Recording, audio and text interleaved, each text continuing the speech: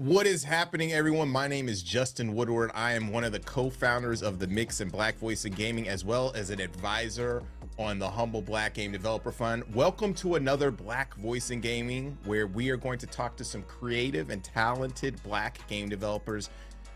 It's been a minute. We are back. We're going to be doing more of these in 2024. But before we hop into today's showcase, what's happening, Destiny? That was a long, pregnant pause. But... Also, I didn't know you had started, and I look all angry at the start of it because I was trying to figure something out. But hey, everyone, let's get ready to celebrate Black History Month with a very special Black Voices in Gaming showcase. I'm always excited to be part of this showcase because I get to help highlight the talents of some incredible people. My name's Destiny, and I'm the creator of Dames for Games.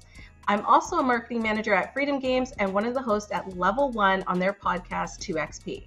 Before we jump into the showcase though, and if this is your first time catching BVIG, let me give you a bit of a background. BVIG was created in June of 2020 during the protests and demonstrations that united us all worldwide. Black Voices in Gaming has gone from a showcase to a nonprofit that helps accelerate the growth of professional game developers. Our mission? To facilitate a space where game studio entrepreneurs can access funding, meet publishers, and connect with mentors to help them succeed. Yeah, for sure. We're a nonprofit. I mean, we've been a nonprofit for the last probably year and a half, and it's been amazing to connect with different folks, but we wouldn't have been able to do that without the help from all of our sponsors and our support. PlayStation, ID at Xbox have been very supportive of this movement. Also Raw Fury, who helped us to get started. We're streaming right now, or I'm recording on a Razer laptop. Also Netflix and our new partner Brass Lion Entertainment. Thank you guys. You guys are super awesome. With that being said, I also want to thank our partner Netflix because we were honored at partnering with them for our first accelerator program called the Experience Excellence Accelerator, where we help to fund 4 Black game developers and their mobile prototypes. The accelerator included curriculum from professional mentors and networking opportunities with the goal of helping to boost professional developers' progress on their games and get them ready for further investment and publishing opportunities. 3 of those developers in the accelerator are joining us today, and we're happy to have built the program with all of our partners, friends, and the developers involved. So yeah, again, thanks to Netflix. Justin, that was great. But we can't forget to thank our wonderful broadcast partners, Twitch Gaming, IGN, GameSpot, and Steam. Speaking of Stage, where you can learn more about Black Voices in Gaming titles, buy the available games, or add them to your wish list. Remember, wish lists really help indie devs. If you're looking for other ways to help, you can donate to Black Voices in Gaming's Tiltify. Here's your chance. Grab your phones and snap the QR code on your screen. Any amount helps, and we truly appreciate it. Also, don't forget to check out our merch, BVI shirts and hats and all kinds of goodies. And remember to follow BVIG on Twitter at BVI Gaming and Black Voices in Gaming on YouTube and Instagram. Now that we've shouted out all of our appreciation, it's time to get this show going. Yeah, we're gonna get cracking with our first. We have some amazing guests, by the way, Destiny. And I hope you're gonna have fun, because I know I'm excited. I know we're gonna have an amazing time. Our first guest is Salman Shuri from Gachinimo Games, amazing developer. We're gonna spark it off with a little trailer from one of his games, and then get into the interview. Boom.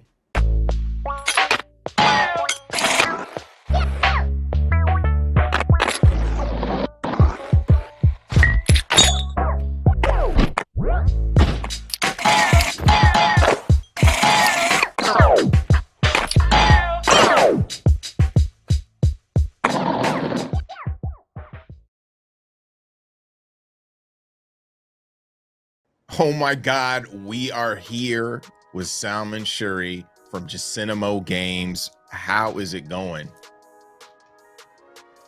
Going all right. That was an excellent response. Come on. But it can always be better. Thumbs up. That was good. They like crept up on the camera with the thumbs up. So tell us about you, Jacinimo Games, and also where are you at right now? I'm in the UK, so you can tell by how dark it is, moody. I wish I got some purple lights, then it could be all cyberpunk, you know, cameras everywhere. Ooh. Yeah. Like you got the nice turtleneck. It must be cold out in that piece. Oh yeah, it's it's even it also helps keep me warm when I try to make some cool stuff. Yeah. Awesome. I got that. That was a good joke. Yeah, that was a good dad joke. I got it. My god! Why did that go over my head? I'm just not used to the. Oh my lord! I'm not using that. But yeah, tell us about Jacinimo Games and what you've done. I mean, you've accomplished so much. You're a professional developer. It's very inspiring to see like your prototypes. Can you tell us about your company and what you do?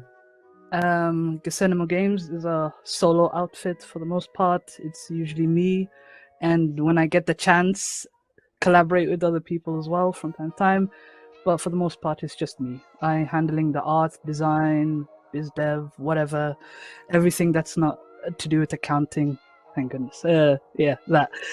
But I've had initially, I did it out of spite, honestly.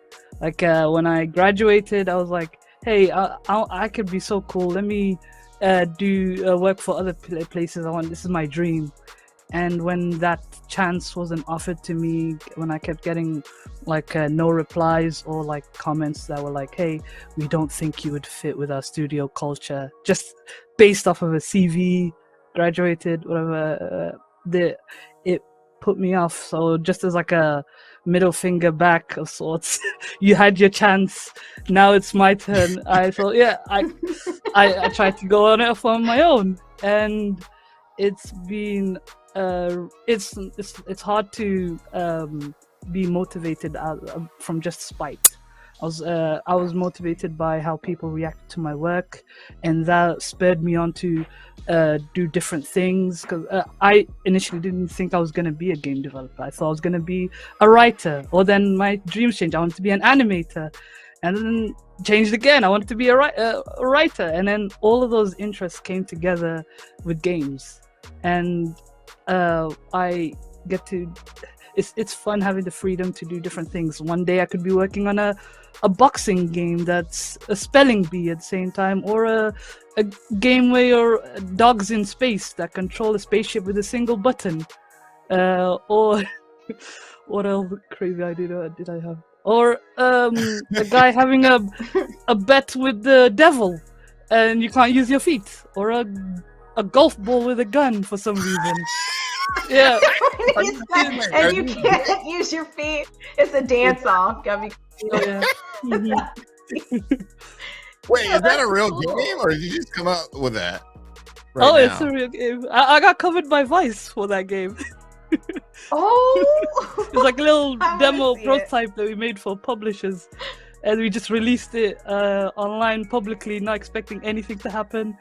And then we saw like people writing an article on it, and I was like, "Yeah, hey, thank you." That's so cool. The tagline was inspiration from. It's I would say anything that's not to do with games. Usually, the most inspiring things comes from looking at different things or having to deal with my family. I'm the oldest, so I usually have to make sure some things are going right. And that tends to spur a bunch of ideas, and also trying to see if I could capture their interests. If it's not Fortnite, it has to be something. And the spelling bee game came from like, hey, I had to do a jam, and the theme was words. And I thought, what about making a spelling bee game? Because my little brothers I was trying to get them to do practice their spellings and write quickly. And I think it was a success, because while I was working on it, they'd just come by my desk and go, hey, can I play that, please? Please let me play. And if I can get... Yeah. That's awesome. Oh, cute. Mm-hmm. Yeah, it's like all endearing and stuff.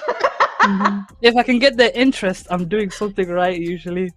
If it isn't, it's like, oh, how do I sort this out? I need to make all the kids want to play, for good reasons, not bad reasons. Yeah, I'm not trying. But yeah, whatever. Wait, so when you were just real quick, so when you were doing this out of spite, was it out of college or out of high school? It was out of university. Okay. I tried to strike it on my. I tried to build up my portfolio, but I don't know whether it was my jack of all trades kind of dealing with things that made me not get considered as much, or if it was just because my name was like, oh, sounds ethnic. What? No, that is a thing. So that is definitely a thing. So, I mean, when did you start your developing company? Like, I know you were like out of spite, but like, how long did it take you to decide, like, right out of university? Was it like a year or two? Like, when did you actually start it? 2 years, actually. 2 years that I tried and all that. But while in my company, informally, I was making games about a year afterwards. But then when it became all official, it was in my late 2019.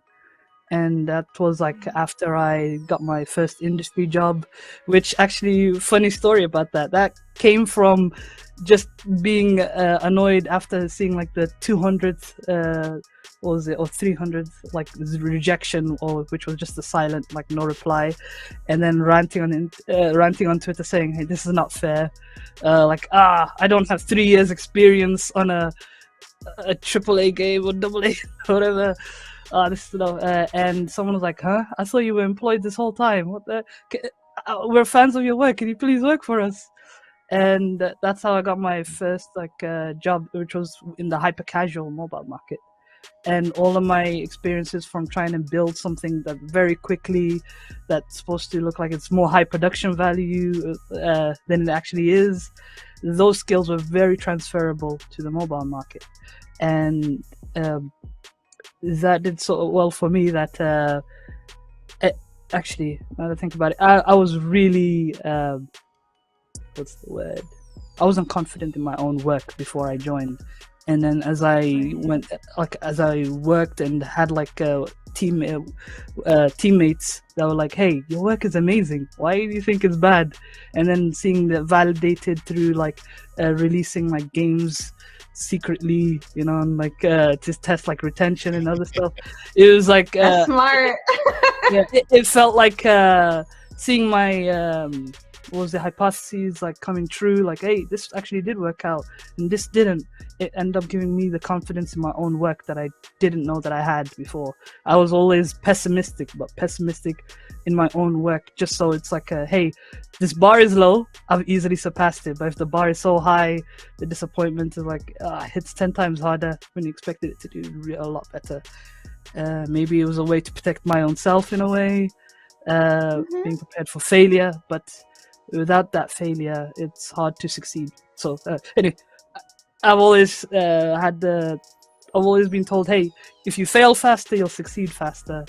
And looking at my graveyard of projects, I've failed a bunch. I've failed enough times, and that I'm succeeding more and more as I've been pushing through with my every new thing that I make nowadays, which I feel so that's happy. the way to learn.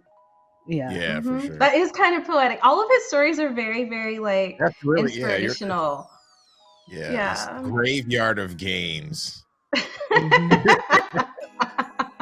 There is like one thing that I've never forgotten, and it was when someone streamed my game on Twitch. One of my games, a game that I made part of like a little collective of 10-minute games. There were 10 games that were 10 minutes long and sold for like $10. It made its money back within an hour of release, but when someone played it on Twitch, they played my game, which was supposed to be a little horror game where you could use your light to go through like an empty room and some other stuff, story going on. They ended up hitting a voice recorder or whatever machine that plays sound, and they heard my voice that was changed up, and then their reaction, they were 90% through the game, and they said, "Ugh, British." and Alt F4 the game while I was watching it from the chat. They weren't sorry. It hurt me, but it made me laugh That's even so harder. unnecessary. I was like, I understand. British. That is hilarious, yo. Mhm. Can you talk about how you start? Like you moved from, you were working with another company, you were making your own games, your own prototypes, and then you moved into becoming a professional developer, making your own money. How did that transition happen, and how did you kind of start working on that to maintain your own I don't know, livelihood, basically? Oh, I wish I could say that I earned a lot, but what saved me after I had left the job for multiple reasons, I ended up getting like I was so close to like just giving up on doing game development as a whole. I was thinking, oh, maybe I'm not the right fit for the industry at all. And then I had someone message me saying, hey, why don't you do a talk? It might just be cool. You know, it's just something. And I was like, yeah, heck, it's my last hurrah. Let me do it. And it was for the game developers of color. And I saw how do people come up with ideas. I made like a whole presentation of my technique, or at least in terms of how I come up with game ideas. And people really enjoyed it from what I saw in the chat of people watching it live. And me telling them that ideas were useless after I said everything about how to come up with ideas. It was later finding out that I got an award, which was like a humble monthly deal for a game, and that honestly I cried when I found out. Like even my mom, who was like, "Oh, get a real job. Games aren't a real job," but it was out of like, but like saying, "Hey, I need you to be. I want you to be safe, and I don't think it's a sustainable thing." And I understood that, but when I saw her crying after she saw me like getting recognized for my work and stuff that I do, she was like, there is a chance. I would go, and being able to put that smile on her face, and then seeing my siblings also jumping up and down. Yeah, you did it! Finally, someone likes your crap games. They said it jokingly. I want to play. As siblings do. Yeah. That helped me sustain myself and also build up on like projects that I'd always like left behind, because hey, if I spend too much on this, I'm gonna be so broke that it's gonna be something bad could happen, and how am I gonna help fix that without the money? And I have been having like series of fortunate events that has helped me like build up with what I've done, and I'm trying to go strength to strength from that. Yeah, That's cool. No, that's good. Can you forgot the talk a original little Oh, bit? I'm sorry. Oh, go ahead. Oh, you go No, ahead. that was good. That was good. Mhm. Oh, I was just Yeah. gonna say, basically, like I know you're saying like they're fortunate events, but you've earned everything that you've gotten, like legit. Like you've worked really, really hard. It's so hard for someone to just start out and start making their own games, and I think a lot of people don't understand what it takes to make a game, like even a 10-minute game. So like, please continue to give yourself grace and kudos, because you're doing incredible work. Like your story is so inspiring, especially for other people who are coming out and getting those rejection letters and the state of the industry right now. Like I think you've done something incredible, and the reason why you got an award is because people can see that and you're genuine about how you feel about making games and your journey. So yeah, I just wanted to let you know, like I'm really proud of you. Like Thank you very much. Yeah, for sure. Yeah. Mm-hmm. Yeah, can you talk about, because you I connected with you from Sean, and he introduced me to your work, and then you submitted for the Netflix Accelerator program, and you're in it. Can you talk a little bit about that experience? Usually it's whenever I get put into like with a room of other people, usually it's people that don't look anything like me, not related in any way, and then my face being used as, hey, we've got X, Y, and Z people that are not white, and it's just me and one other person, like plastered 5 times over. It's so nice being able to see other people that look just like me, that have different cultures but connected in more ways than one, and it builds hope, knowing that hey, I don't feel like an outsider as much. Like I feel like there's a community, there's a group of people that I can go, hey, what's up, and and I don't have to like explain like 100 million contexts for different things. Hey, what's up? Yeah. and also knowing people that relate to the same experiences, so I don't have to like, hey, this is cool, but I can't do this. Oh, okay. And then having someone like, hey, yeah, I understand, it's because of X, Y, Z. You know, you could do this, and then that could help. Blah blah blah. And that stuff is so helpful, especially when I get access to someone like you, where I could go, hey, is there opportunities that exist like here and there? You could be like, yeah, this one. You get like a whole flashcard of things. Well, I guess. I know. Yeah. He does carry them in his back pocket. Oh, Rolodex. Yeah, you know what I mean? Oh, that's great. Inclusion and diversity is so important, and seeing people who look like you in the gaming space is really important, which is why Black Voices in Gaming is so important. And like, also want to give Justin his flowers, and Alfonso, and everybody who's been working to make this happen, you know? So like, I don't know. It's great to be a part of this, because I think a lot of people still don't realize how hard it is for us to be in an industry that just doesn't have a lot of our faces in it. And a lot of people who are looking at wanting to be in the industry, seeing yourself there, seeing people like you, seeing people like Justin, gives them the courage to keep going. So yeah, I get what you're saying totally. Because I work in the game industry, and right now I'm probably like one of the only Black people there, except for one other person. And I think when you work in the United States, it's a little bubble, so I can't speak for experiences outside of that, but like, we're so used to working with people who don't look like us or who don't have the same experiences. We kind of have to like chill who we are. I don't know how to say that in a good way, but like, we can't we can't always be our authentic selves. Yeah. And so like, I love that this opportunity with Netflix allowed you to feel like you could be yourself, and seeing other people who look like you, because that is very important. Yeah, it like really broadened my understanding, especially of younger developers such as yourself, like what you're doing, how you're working, because everyone works different. I think how you're working is very interesting, and I really think I did have a quick question too. What would you tell developers who are trying to get in to do to keep things moving? Because a lot of us, even myself, when I started in video games, I had a hard time figuring out a path.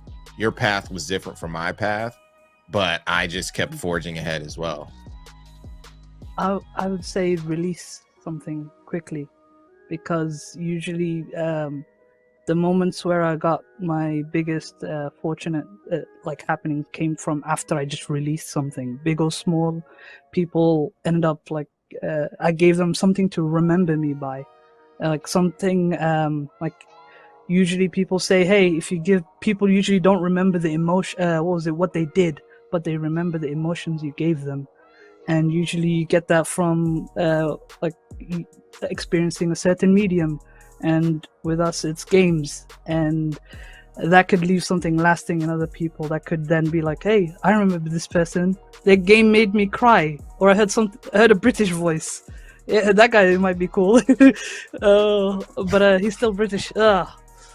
That's funny. Yeah, that's good advice. Just do it, basically. Yeah, I think Justin, you gave that advice one time. You just gotta do it. You gotta push it out. Like, you gotta push it out. You just make stuff and release it.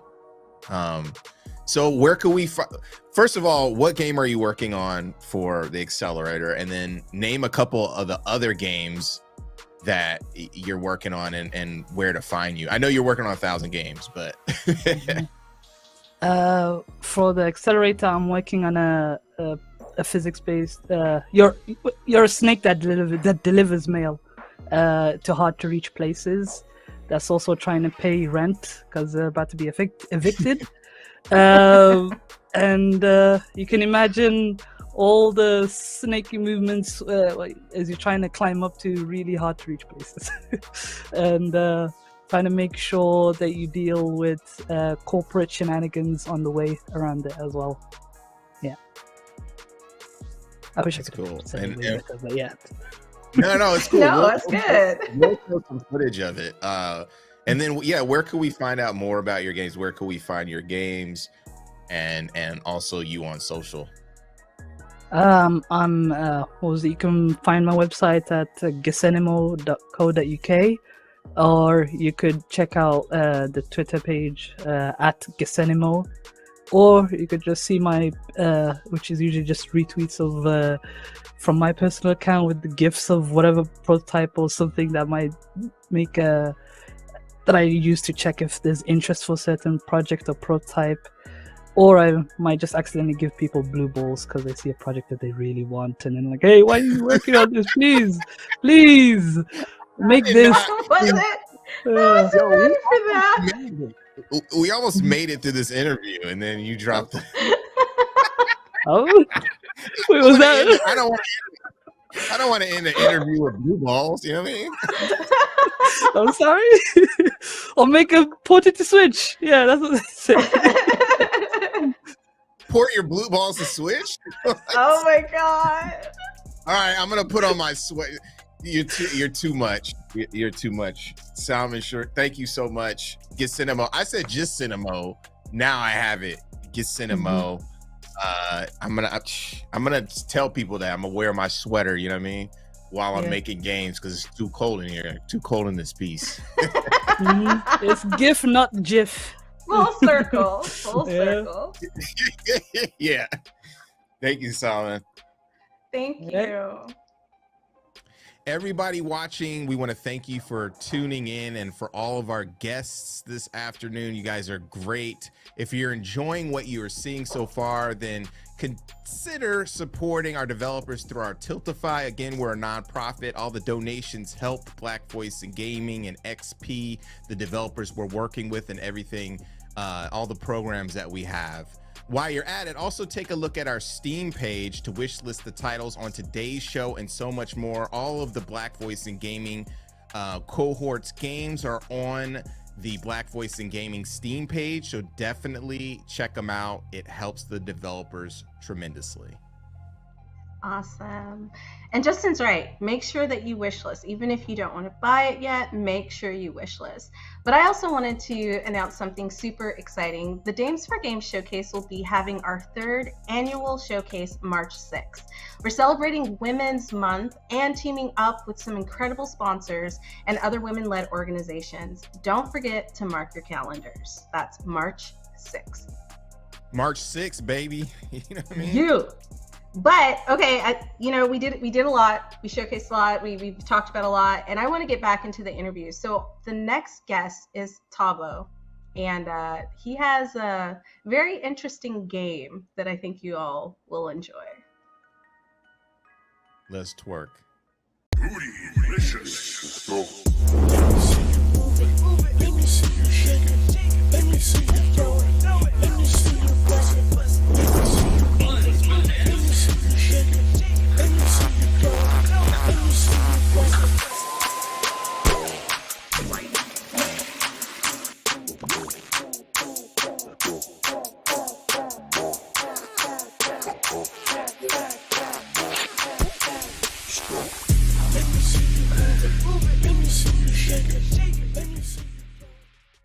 We are here with Space Salad Games, Tabo Solo. Did I say that correctly? I know I messed it up. I know I did. No, I think you did it right. Solo, right? T Solo. Let's just Solo. Yeah, but I like T Solo. Yeah. That's T Solo. Busting freestyles. Dropping bars. Dropping bars. Now.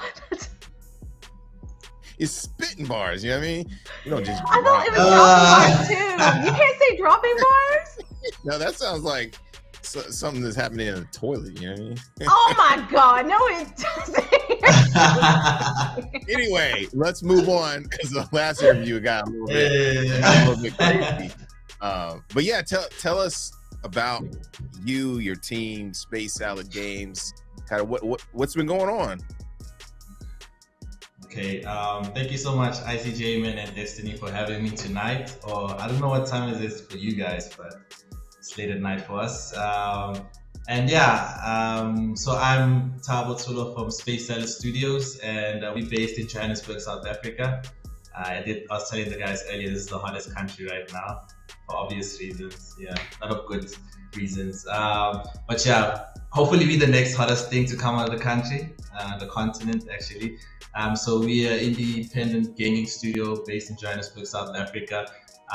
We are a multi-award winning gaming studio that specializes in gamification and turning social commentary into fun and educational games for the whole family. And we've been around since 2019 and going strong. That's dope. That's cool. Can you tell us about like how Hot Buns is an educational game for the whole I never thought you'd ask. Because you got yeah. Hot Buns. And yeah, I don't know. I let my kids play it. I don't have kids though, but I would let them if I had kids. I would definitely let them play. Just based Hot on the Buns. name alone. Just based on the name with alone. the Z You like, too, yeah. you know what I mean? Yeah, with the Z. Yeah. So I'm glad that you asked because we get asked that question a lot, eh? So what I usually do is to answer the question, I'd ask, what's like the first thing that comes to mind when I ask you about what is the origins of twerking or what is twerking? Oh, just in twerking? Oh, you're asking us what twerking is? Yeah. You know, teaches you how to I just want twerk. to get. You know, we're also black. We need to put someone else in here for you to ask that question. Wait, let me ask Destiny because I've asked you before. Let me ask Destiny. What's the first thing that comes to your mind when you think of twerking? Like, what's the You better not Oh. twerk, Destiny. What do you associate? I'm not. I think of like clubs, girls in clubs, Megan Thee Stallion, things like that. Yeah. No, Megan Thee scientifically, Scientifically, booty popping. the gyration of hips when The the gyration of your hip the that makes body the lowers muscles in and your the cheek gluteus clap. Yeah. You know maximus. what I mean? The cheeks clap. That wasn't scientific. That's mad. When the gluteus minimus meet the gluteus maximus and the Produces part the clapping.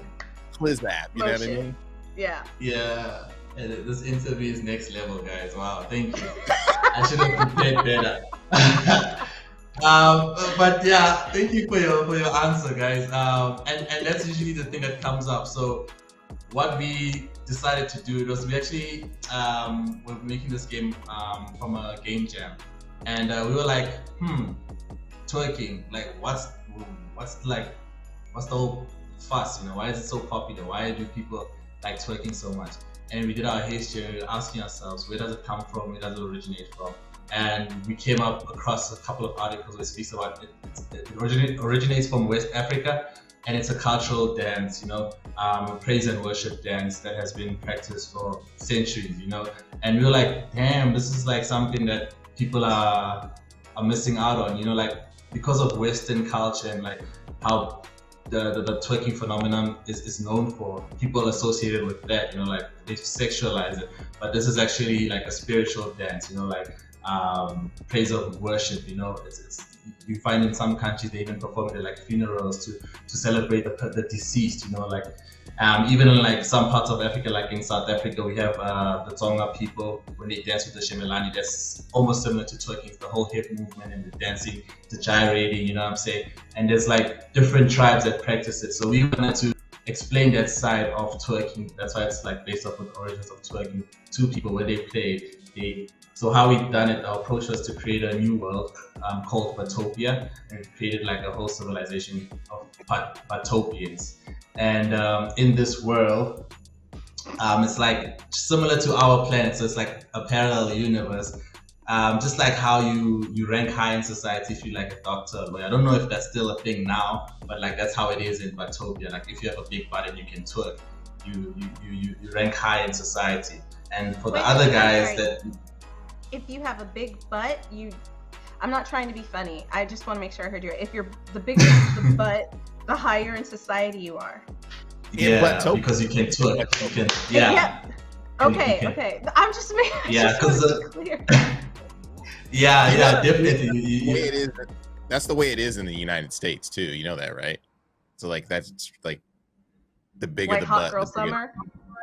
Yeah, you have the status if your butt is big. You know out what? here. You're actually right. That's why people are getting these like BBLs and these really dangerous cosmetic surgeries because no. Cement butt injections and stuff. Anyway, that's crazy. Keep going. Keep going. Sorry. We have a hashtag of our own, Hot Bun Summer. You know that derives from that hashtag. But yeah, so you rank high in society because in Hot Batopia it's highly revered. It's like a praise and worship. You like one of those people everyone looks up to, wants to be in society. And then just like in our world as well, there's outlines. That you can be like creative, you can be an athlete, you can be an artist or a game designer. So in Batopia there's they call it the Booty Olympics that happen like every year, and this is where the normal butts can participate and rise up above and become something in this society and be respected and also earn money so that they can eventually get a BBL if that's something that they want. Wait, you can get a BBL in the game? Yeah, you can because you get money like coins, and then you can like dress up your character, get skins that that kind of this is wild. I'm trying not to laugh, but it's just like some of the concepts of it are really funny. But like that's oh my god. When is this game coming out? It's actually out right now. You can get it on Steam. And, Gotta get it. It's funny. Like the game's really cool. The characters aren't like actual, butts. So it's funny. It's very comical. We had watched hours and hours of twerk videos and studying the different butt types from like. Okay, I don't want to go into too much details, but no, that's cool. That's cool. Like what you're saying about just twerking in general is different, right? Because it's not sexual. It's not like dropping it like crazy, right? Because when you said like having somebody twerking at your funeral, I would not. I'd be angry if at Big Mama's funeral there was. Aunt Janice was twerking, you know what I mean? I'm like, no, but I think that just shows the gap in the cultural difference between African Americans and then like the motherland, right? There's just so much we don't know that we take from there, you know what I'm saying? Or so much that's like within our culture that we didn't realize. So I think it's really cool that you were able to make a game like this. Of course there's like going to be comedic moments, and even explaining a game like this is like going to be comedic. So no disrespect. I think it's really cool because I think it's going to grab people's attention. Like butts grab people's attention. So, but I'm glad that you add educational. Like they do. Like yeah, they did. He watched hours. Well, not the butts, but yeah. I also learned how to twerk. So people usually ask me, can I twerk, and I have the technique. It's all in the knees. Oh really? You throw your back into it. So no, I mean like I had to, not everybody can twerk. That's really interesting. If you've ever seen like some of the African tribes dancing, like there's a lot of like popping and locking with what they do with their bodies. It's really fascinating. Yeah, the skills. I won't lie, like I respect people that twerk for a living now after learning the art form. Like it's not for the faint. I can't make my cheeks clap though, but I can. Can you make them move like independently? Oh my god. I don't know that what's the age restriction on this, but like I can. I was really asking and you're making me laugh. I was serious. You're putting things in my head that I don't want to see I'm right now. sorry. But- I was really curious. I'm sorry. Go ahead. Yeah, I can. I don't know if that's the show. You know, that's the type of show. yeah, but let's talk about Space Salad Games, and and like how did you all get started? How many people are on the team, and like how did you all get started? So there's 5 people. Each one's fulfilling a specific role. So we have Tabi, who's our lead developer. He's like a coding ninja. He studied in the States and he came back just to show us what he got. We got Wandile, who's our sound designer and also our psychologist. He's a qualified psychologist, so he's the guy that helps us keep our minds together through hardships and everything else. I think he's one of the key players in like putting the team together. We have Minentle, we call him a document god. He was born with an Excel sheet. He handles all of our bookkeeping, our admin, you know, like he's a ninja with that type of stuff. He also does our tests and our sound effects. And then we have Neo, who is our 2D artist. So all of the illustrations, all of the art that you see in our games is probably done by him. And then there's me. I'm like a game designer, so I come up with the concepts, and I'm also playing the role as a CEO right now. And how we started, pretty funny story, but not so funny. It's funny now because, you know, we're over and we're a lot older, but and this is where you believe it, like where you something like divine timing does exist. When we started out, we were part of an enterprise development program, and they were looking for the next big gaming studio, specifically black, because at the time there was literally like 1 or 2 black developers in the country. I don't know about the continent, but they were looking for the next big thing, and they were looking for like the biggest studios in Africa. Like in Africa, in your country, there were only like 2 big. Yeah. Not even studios; these are individuals. Because when we were in South Africa, like 1 or 2 big names. I'm not counting like students. I'm talking about like people that are practicing, you know, that are like doing the work. Yeah, but it's changed. It's growing, you know, which is, and then so they were looking. This big telecommunications company called us in, and they were like, "Yo, this is the plan. We don't know how to do this, but we're gonna bring in different creators from different industries, young, vibrant." Energy, we're gonna come put you guys together, and then we're gonna get you incubated so that you can eventually build a studio. So when we started out, there was like 11 of us.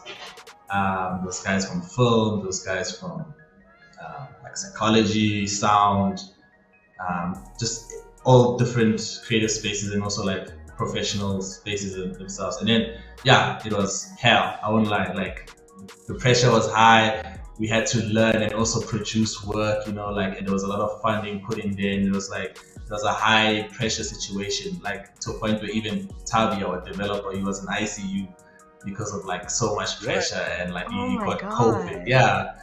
It was hardcore. But out of the 11, the team got smaller, but the vision got clearer, and then the other members left, and they did their own thing, and we stuck together. And we were like, okay, let's start from the beginning, because there was so much happening. There was a lot of conflict. There was a lot of pressure, you know, and, you know, diamonds are formed in high pressure situations. And that's what we like to call ourselves. And we started focusing on products, and like, okay, how do we work together? How do we build a studio? Let's start with the games. Let's see if we can work together and make a game. And we started prototyping. We started entering a lot of game jams, which we won. We started participating in like international game jams as well, which we also won. And started to make our own games. So we started refining the craft, and then from there on we started learning the business element. How do we then sustain ourselves, you know, because it's like now we look serious, we have to be professionals.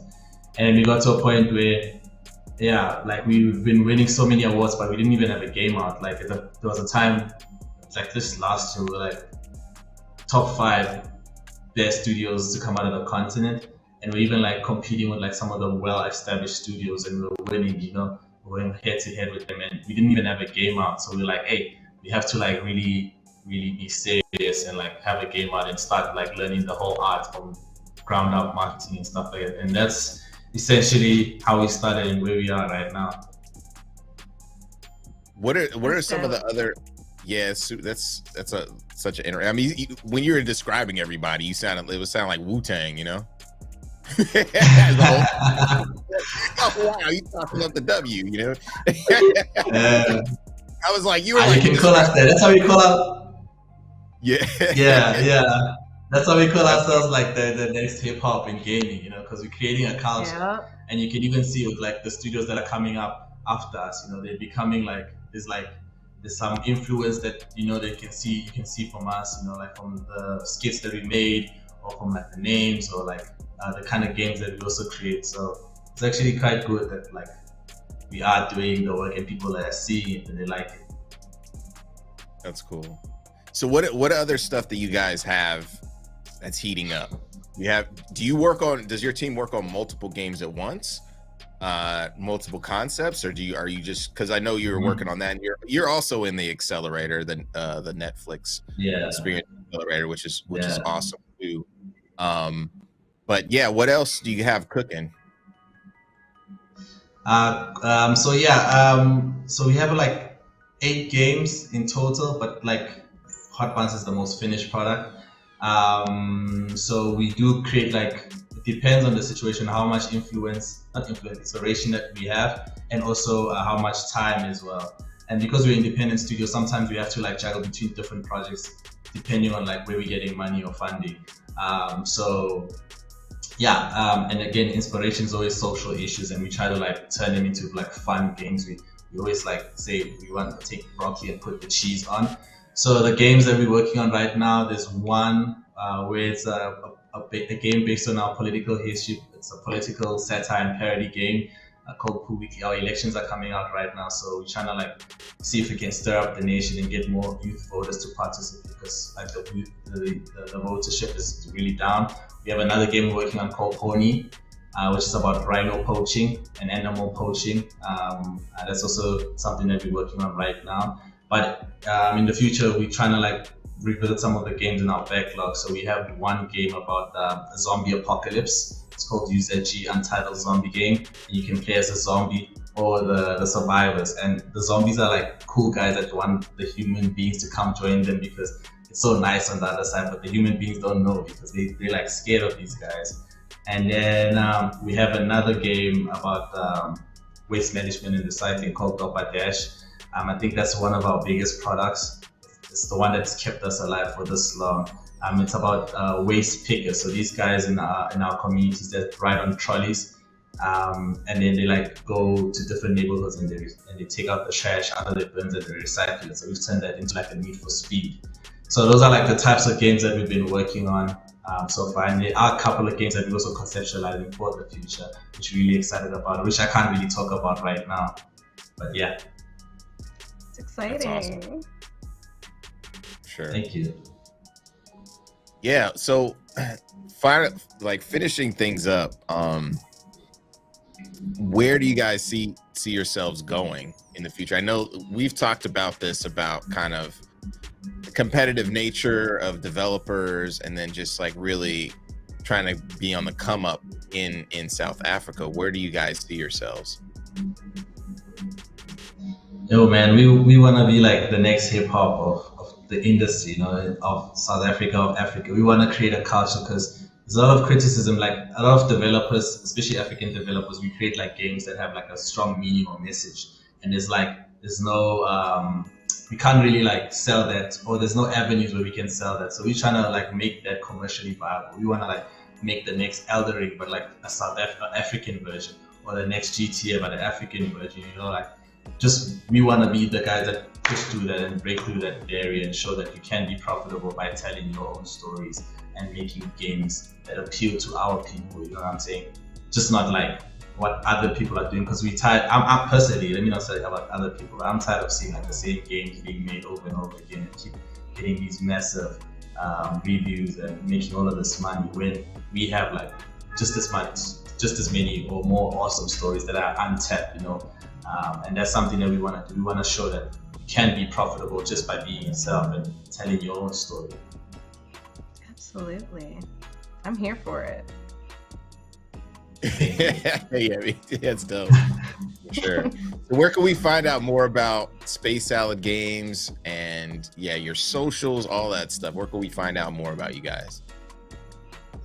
All right, cool. So you can check us out on our website at spacesaladstudios.com, or you can check out Space Salad ZA at all social media platforms. So on YouTube, we have skits that we release. So we're working on the new season right now. Oh yeah, check them out. They're really funny. Yeah, I think you've seen some of them. Yeah, but you can check them out on YouTube at Space Salad ZA, and also on Twitter, Instagram, Facebook. Yeah. Wherever we are, wherever social media platform there is, we find it.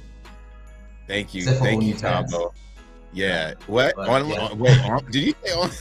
Except for OnlyFans. Yeah, but Hot Buns needs to be on OnlyFans. Hot Buns needs to be on OnlyFans. We were thinking about it. Maybe soon. We'll give you credit for it. You gotta upgrade your membership. You know what I'm saying? Like to get. Thank you so much for joining us, and everybody twerk your way to Steam and grab Hot Buns now. It's that was it's good. Super cool. It's hilarious.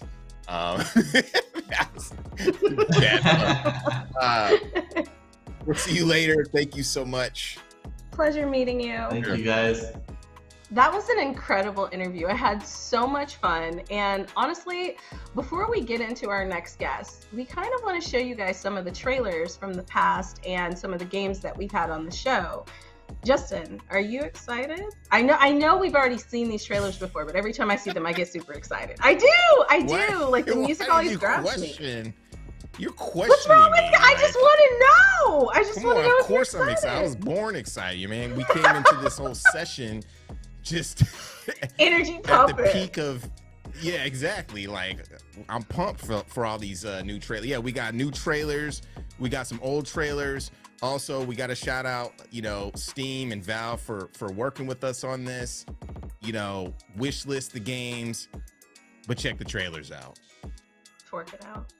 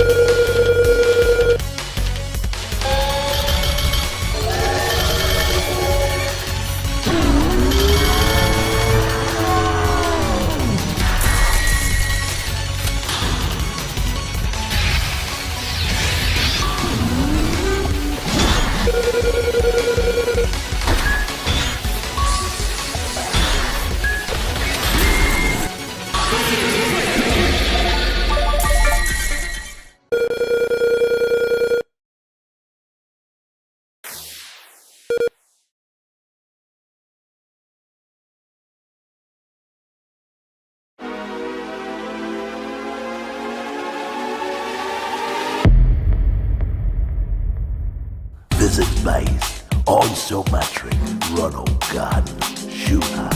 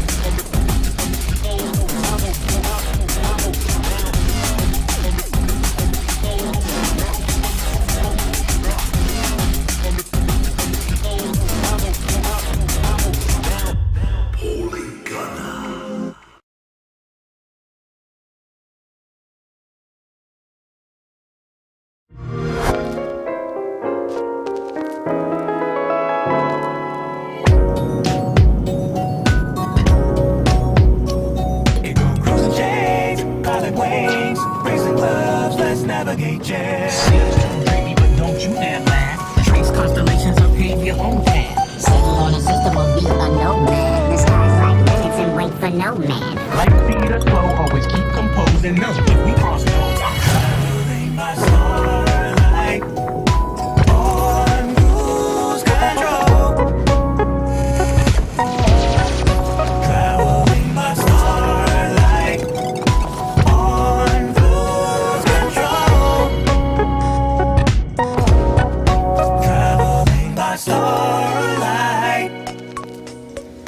Traveling by starlight on cruise control.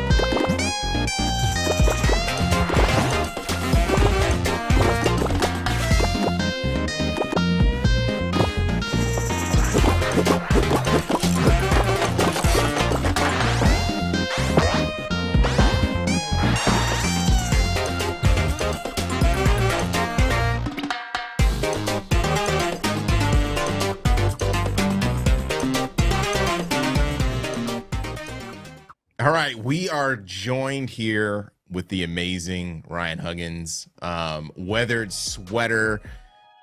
I don't want to say jack of all trades, but what you've accomplished with the different studios, with the different games, with your production is pretty amazing. So we want to just chop it up a little bit, talk to you about kind of what you're doing and what you've been doing and that kind of thing.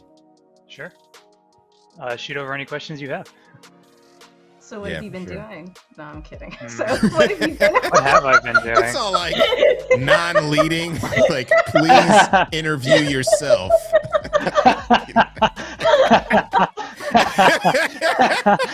Destiny's camera just immediately turns off. It's ridiculous. Come on. Come on, Okay, Destiny. I'm sorry. I'm here.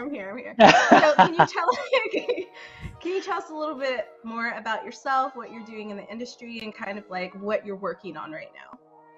Sure. So, what am I doing in this industry? Staying afloat for the most part at the moment. But yeah, I guess let's see. I started, I don't know, so long ago at this point. It feels like forever. But I started with like RPG Maker. It's amazing that games are still coming out with RPG Maker even now. A couple of great Black games are even coming through. But from there, I went to Game Maker, and then I switched over to Unity, unfortunately, in like 2013, 2014. Mm-hmm. I've mostly, from the beginning, I've been noticing this lately. I've been making games that are mostly about capitalism and about whether or not it's good or bad, or making statements about them. Like, if you go through basically any game that I've worked on, any story that I've written, it always boils down to something thematically relevant to capitalism And I think tying that to the state of our industry right now is pretty relevant, you know, with all of the layoffs and whatnot. So I'm probably planning to lean more into that direction. Like, I've been watching a lot of JRPG retrospectives lately, so that's something I'm looking into doing soon, something RPG adjacent, heavily storytelling. I'm also working on a survival, like, turn-based survival game at the moment, unannounced. And recently I just released Skater Gator 3D on a PC and Xbox, and that game is surprisingly about a skateboarding gator taking the fight to capitalists. I was like, what? No, okay. wait, he's taking the fight to cap. I didn't even know the game is really fun, so everybody has to check it out. I didn't know that was the backstory. Yeah, I mean, it's like, you know, I made a simple 3D platformer with my team, and we're like, oh, well, what's the story? And so the story is basically, you know, like robot capitalists have taken over the swamp and are like dumping oil and other like pollutants into the swamp. And so Grenjamin, the main character, is basically taking the fight to them. So this is a sequel. In the previous game, he like grinds the pipes through like the sewers and whatnot to get to the mayor, and, you know, basically is like tells the mayor to stop doing this. Like, super simplified. The game is very simple. And in this following game, they start doing it again like 20 years after they have basically they've come up with like an agreement, and so now they're like breaching the agreement. And so Grenjamin's son, Grenjamin Jr., picks up the mantle and brings the fight to basically a factory, the actual factory where things are taking place there. So yeah, the stories tend to be about like revolution, you know, light revolution, or like actually doing something instead of just hoping that politics is going to fix everything, because, you know, it really won't. You actually have to take action. So I've been finding that unintentionally almost every story I write happens to be about this stuff. You like, so the first studio that you found, Daddy's Quest, right? Was Dad Quest, that yeah. also Dad Quest? Did that have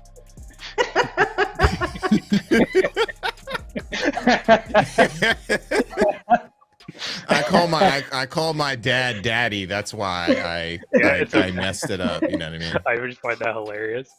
So Dad Quest, yeah. So Dad Quest, you know, the story in Dad Quest is a little bit more convoluted than something like Skater Gator, but it does basically boil down to a corrupt CEO has created this world where people, like men, women, whatever, can become dads through something called the dad spirit, and then they gain children. And, you know, the story is pretty convoluted. It's a comedy, so there's like a lot of like weird stuff going on in that game. But yeah, it does boil down to a world ruined by capitalism, if you really look at it. And then prior to that, I didn't directly work on this game. I was more of a producer, but we made Diaries of a Spaceport Janitor, which is a game where you play as a spaceport janitor and you basically pick up trash, and like for the whole game, and that's it. You like go around, pick up trash, engage with this spaceport, ultimately engaging with people who I guess can never, who just pass through while you're kind of stuck here, like not really a protagonist or anything. Honestly, the only game that we've maybe made that isn't explicitly about stuff like this is maybe Paparazzi, but even if you look into the stories there and like the quests and stuff that you take on, there's definitely a lot of left-leaning narratives. I was about to ask that, but then it kind of has that whole Kardashian, I don't know, that whole theme about running after stars, but instead exactly, right? That whole yeah. There's a funny story about that where, like, because I'm not lead dev on that game either, but I was like a UI implementer, and obviously I'm a co-creative director over at Sunday Month. But we did have a big discussion about whether or not we wanted to add, for lack of a better word, like, I guess, some really deep meaning to the story of Paparazzi. You know, it was coming out around the pandemic era, and the studio at the time was going through a lot of questions about, like, what do we want to say? Like, what is it as a studio? What do we want to say with the works that we're making, like, collectively? And there was a point when we were asking ourselves if we were going to, in the story, juxtapose, like, paparazzi I guess as a career to like war photography and see if we could draw some like really interesting comparisons to like different types of photography from different types of eras. We ultimately decided that we wanted to keep things a little more lighthearted, but there was I like wrote a story where like your grandfather was a war photographer and you are like this dog paparazzi, and like trying to draw comparisons to like what is value in art, and like is my job valuable to the world versus like the work that my grandfather did, because you know there's so many narratives about like things that were done like years ago always have like more value than things that are happening now, like things are trending towards more vapidness. And we were gonna kind of analyze that. It seemed like at the time, given COVID and whatnot, it could have been pretty heavy, so we decided not to lean in that direction. But there's like little pockets of those types of stories being told through the characters, like specifically in Paparazzi. But you can see that we probably chose the right direction for Pup with like our like 98% positive reviews. People just being like, God, yes, a game where I can just take photos of dogs. And then instead of like, flashing back to like war photography World War imagery. II, yeah. Yes. Yeah. People needed to be uplifted during that time for sure. So But that's the kind of stuff that I find myself drawn to lately and have always been, but sometimes. Yeah, I was gonna ask, like, have you always been drawn to those kind of stories and that narrative? Like, when you decided to get into game design, was that something that you really wanted to use the platform for, is to tell these kinds of stories and like focus on these topics? I think, first off, you know how like when you're like a 14-year-old and like the first philosophical idea that you think of is like the craziest thing in the world, and like you're kind of probing, and you think that these ideas are incredible.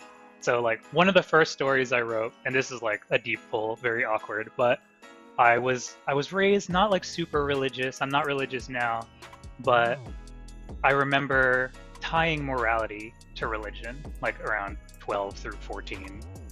And I know a lot of people still kind of do. But I wrote a story, I was playing Halo, and I think Halo inspired me to write a story about a world where like, what if the aliens showed up? And again, I was young, not a great writer, but the aliens show up and they're like, bro, I'm God. And the idea here was that by interfacing with like a non-metaphysical God, like realizing that God is like in the material realm and like a real thing, would sort of challenge the religions of the time to ask themselves like, what have we been looking towards? So basically, religion in some pockets of the world like just disappears, and like the world diverts to like Darwinism was my approach back then. Actually a thing with like the Anunnaki and that like a bunch of that philosophical stuff, and that's a whole nother story. But anyways, I get what you're saying. Like, that would be wild. Wait, what's I would actually Anunnaki? The Anunnaki are supposedly the beings that created humans. Like, there's a whole thing about it, and like I don't want to waste time talking about it. You brought it up. These things are amazing, right? Like these are awesome. Well, tossing it on Anunnaki. Just tossing it out there, being like, "Oh, actually, never mind." Well, like, it's like actually... deep philosophical, like. It has to do with like the text and the Sumerians, and basically how like their, like the world starting theories and myths all stem from these myths, from like the Anunnaki. And basically, the Anunnaki came to this planet because their Earth was, or whatever their planet was dying. Because the core inside of it was cooling off, and so they needed a way to basically, and it's something that we do today, but they wanted to put particles into the atmosphere to kind of like make a greenhouse effect, right? They didn't have the resources, so they came to Earth and they used gold. But in order to actually have these creatures like mining gold, there was like a huge revolt with their own people, and so they created humans. And actually, humans started off as a slave race to the Anunnaki. It's a whole thing. Like, I didn't explain it very well because I was trying to. Thanks for the cliff notes. I thought. That's. I thought you were. I thought you were gonna go on another 5 minutes. No, I was gonna- sure, Tracy but to it's really interesting. Yes, It's sounds really interesting. interesting. But to answer your question though, like those are like the first stories I wrote. The next story I wrote was less capitalist, but it was about like, you know, degenerative disease and stuff. So I generally have historically, I guess, been interested in writing stories with like a lot of, I guess, I don't like to say like they have meaning. It's like, you know, all stories kind of have their own meaning, themes and whatnot. But I've always been drawn to things that are very worldly and like, I guess, political. Even though, but I don't like telling those stories in a like very political way, right? Like I look at like Game of Thrones and stuff, and like these are like very political stories, like about governments and people and rulers and stuff. But I don't generally like telling stories that way. But I like the themes of my stories to be very political and like relevant to the time. That's really interesting. I mean, Even Skater Gator. yeah, I didn't that one. I thought it was Very like extra environmentalist, lighthearted, but though, now right? I'm Yeah, like, exactly. I'm sad. But I think that's the thing. Pollution's Like destroying us. Yeah. Yeah, it is. I just like it when people can like. I do like it when people can like look at your game and be like, okay, maybe if I dig deeper, I find these things. But I don't necessarily want to like beat people over the head with it. Though, Well, no, Yeah, you're for like sure. skateboarding while you're finding these things out, so it's kind of cool. But as soon as Yeah. Do you know the mention game? that, Go ahead. Oh. Sorry, just I was gonna say, do you know the game Awesome Possum? no, not off the top of my head. Now let me explain it to I'm looking it up right now. You're terrible. you. 5 more minutes on the clock, Tracy. We are going to I'm gonna explain this Genesis game called Awesome Possum, which is a Sonic clone that Okay. you roll down hills and you pick up recyclables.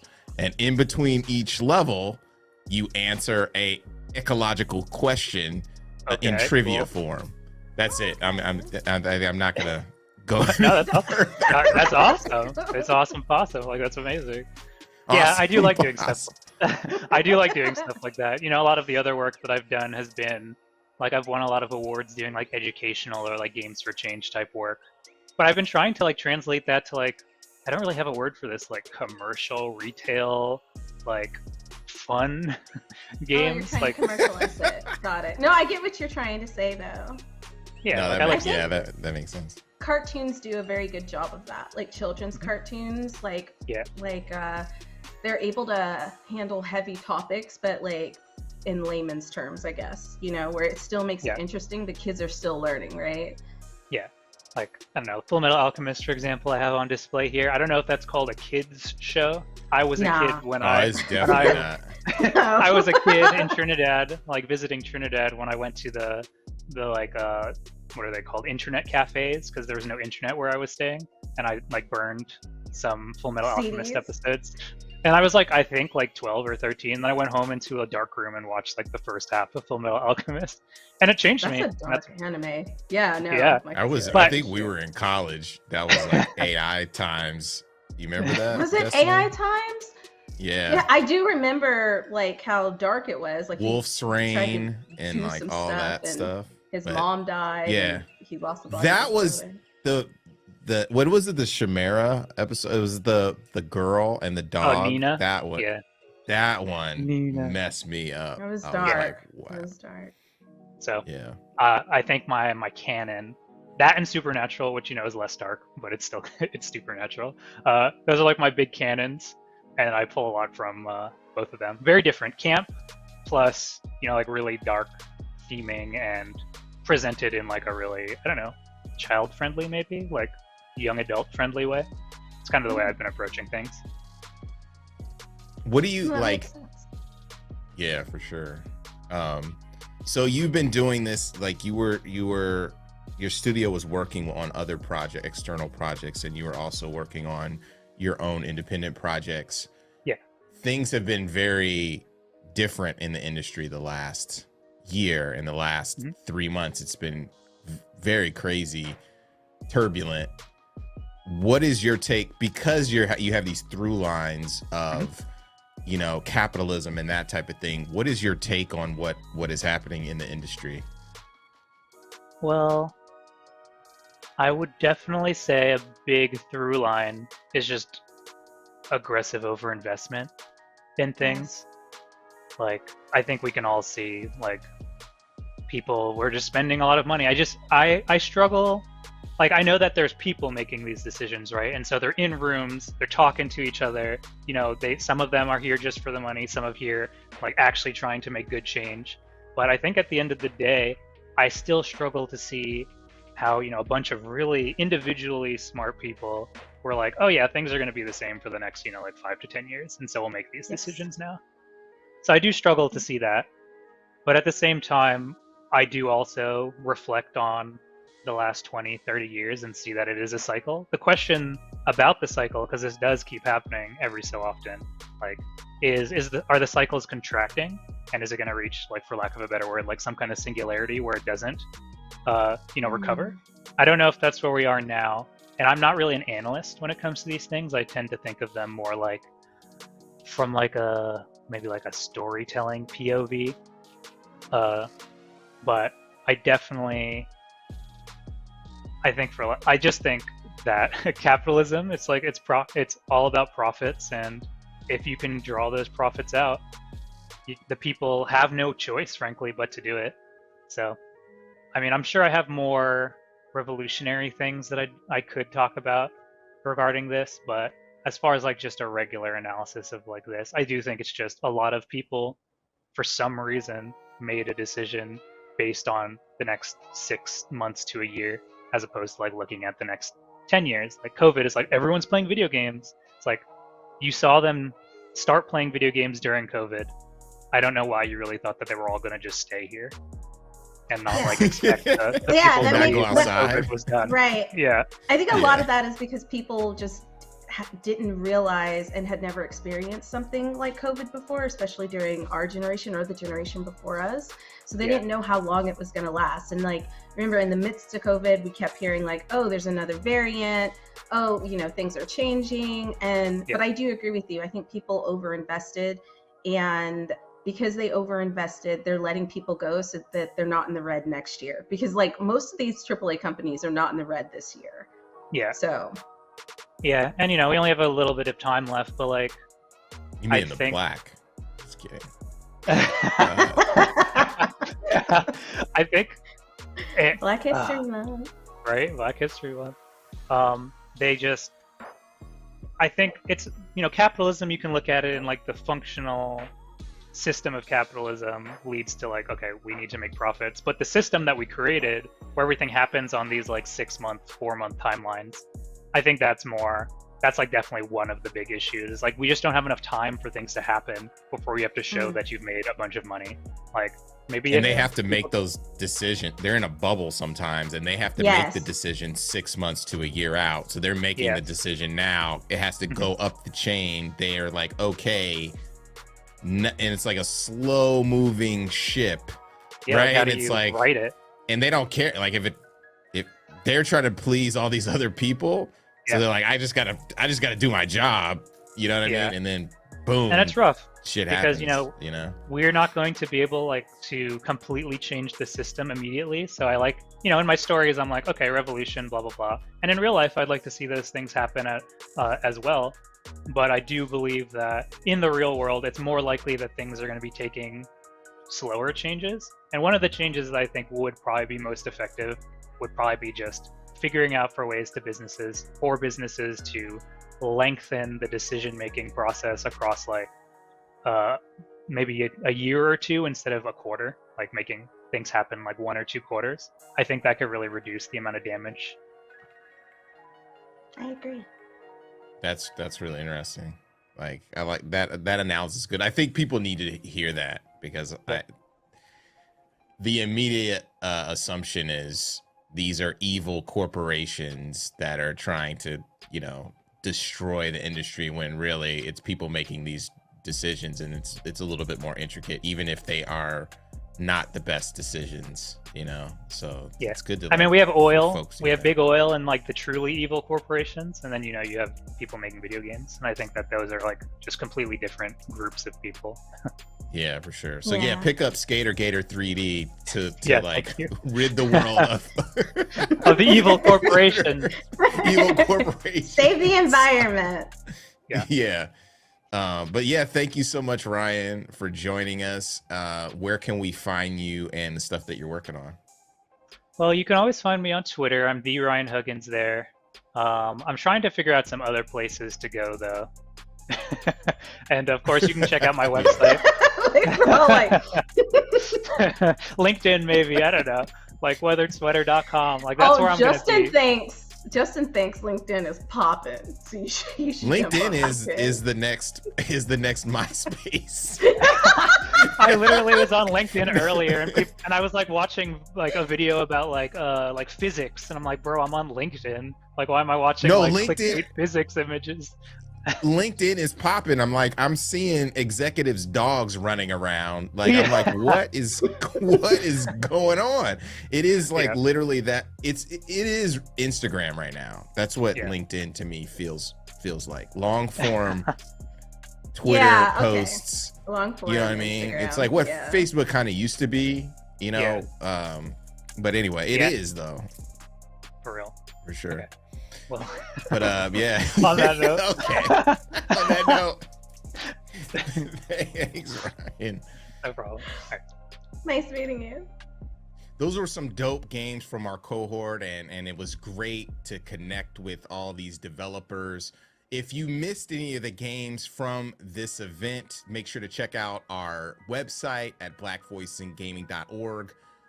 Also on Twitter /X BVI Gaming, everywhere else Black Voicing Gaming. Go to our website to purchase merch.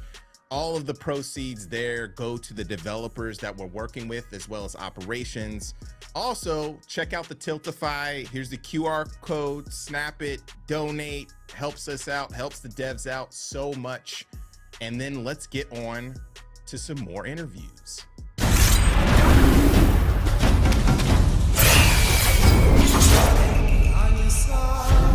Every story begins at the end of another. Each story carries with it the echoes of those that came before. My Baba, my father, your story was snatched away too soon. My name is Zhao, a shaman of Kenzera. Here, I seek my father's return.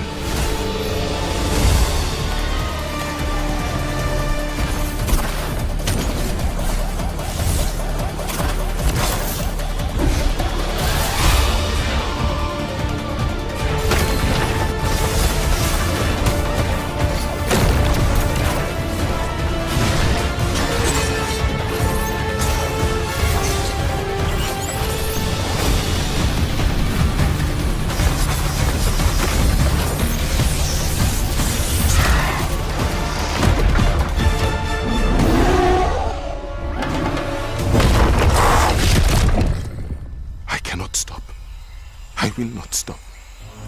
Kalunga, God of Death, hear my plea. Kalunga, God of Death, come to me.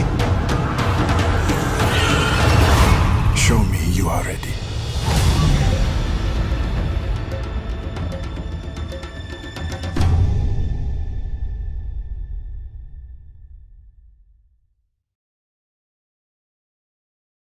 We are back, and we are with Abubakar, and you're gonna have to pronounce your name because you know I always mess it up. And we're with the homie Sean Alexander Allen, who you know we've been rolling together for years. One of the leaders in Black Voices in Gaming, and you know he reached out, and it's like we have some amazing guests because we've been collaborating and trying to figure this thing out. So. It's awesome to have you here. Oh, thank you. It's cool being here, man. Like it's one of those ones where again, I think as I said, like I'm learning a lot about sort of the Black community within games, and it's nice to feel welcomed, man. I don't see enough people who look like me in this industry, and to actually be surrounded by, actual gamers who look like me is a good thing, That's cool. Like when we saw the announcement on the Video Game Awards, there was two that really stood out, and it was your game and the Blade to me. And the Blade, like when I saw the Blade like intro, I was like, oh shit, we're in here, you know what I mean? And I was like dazzled. I was like, dude, your game looks so sick. So yeah, do you want to like kind of, before we chop it up, do you want to kind of tell the folks what you're working on? Absolutely, yeah, man. So literally, so what we're doing is this sort of action adventure platformer Metroidvania called Tales of Kinzera Zao, which is essentially, the game is inspired by the grief that I felt, and I'm still kind of going on after I lost my dad.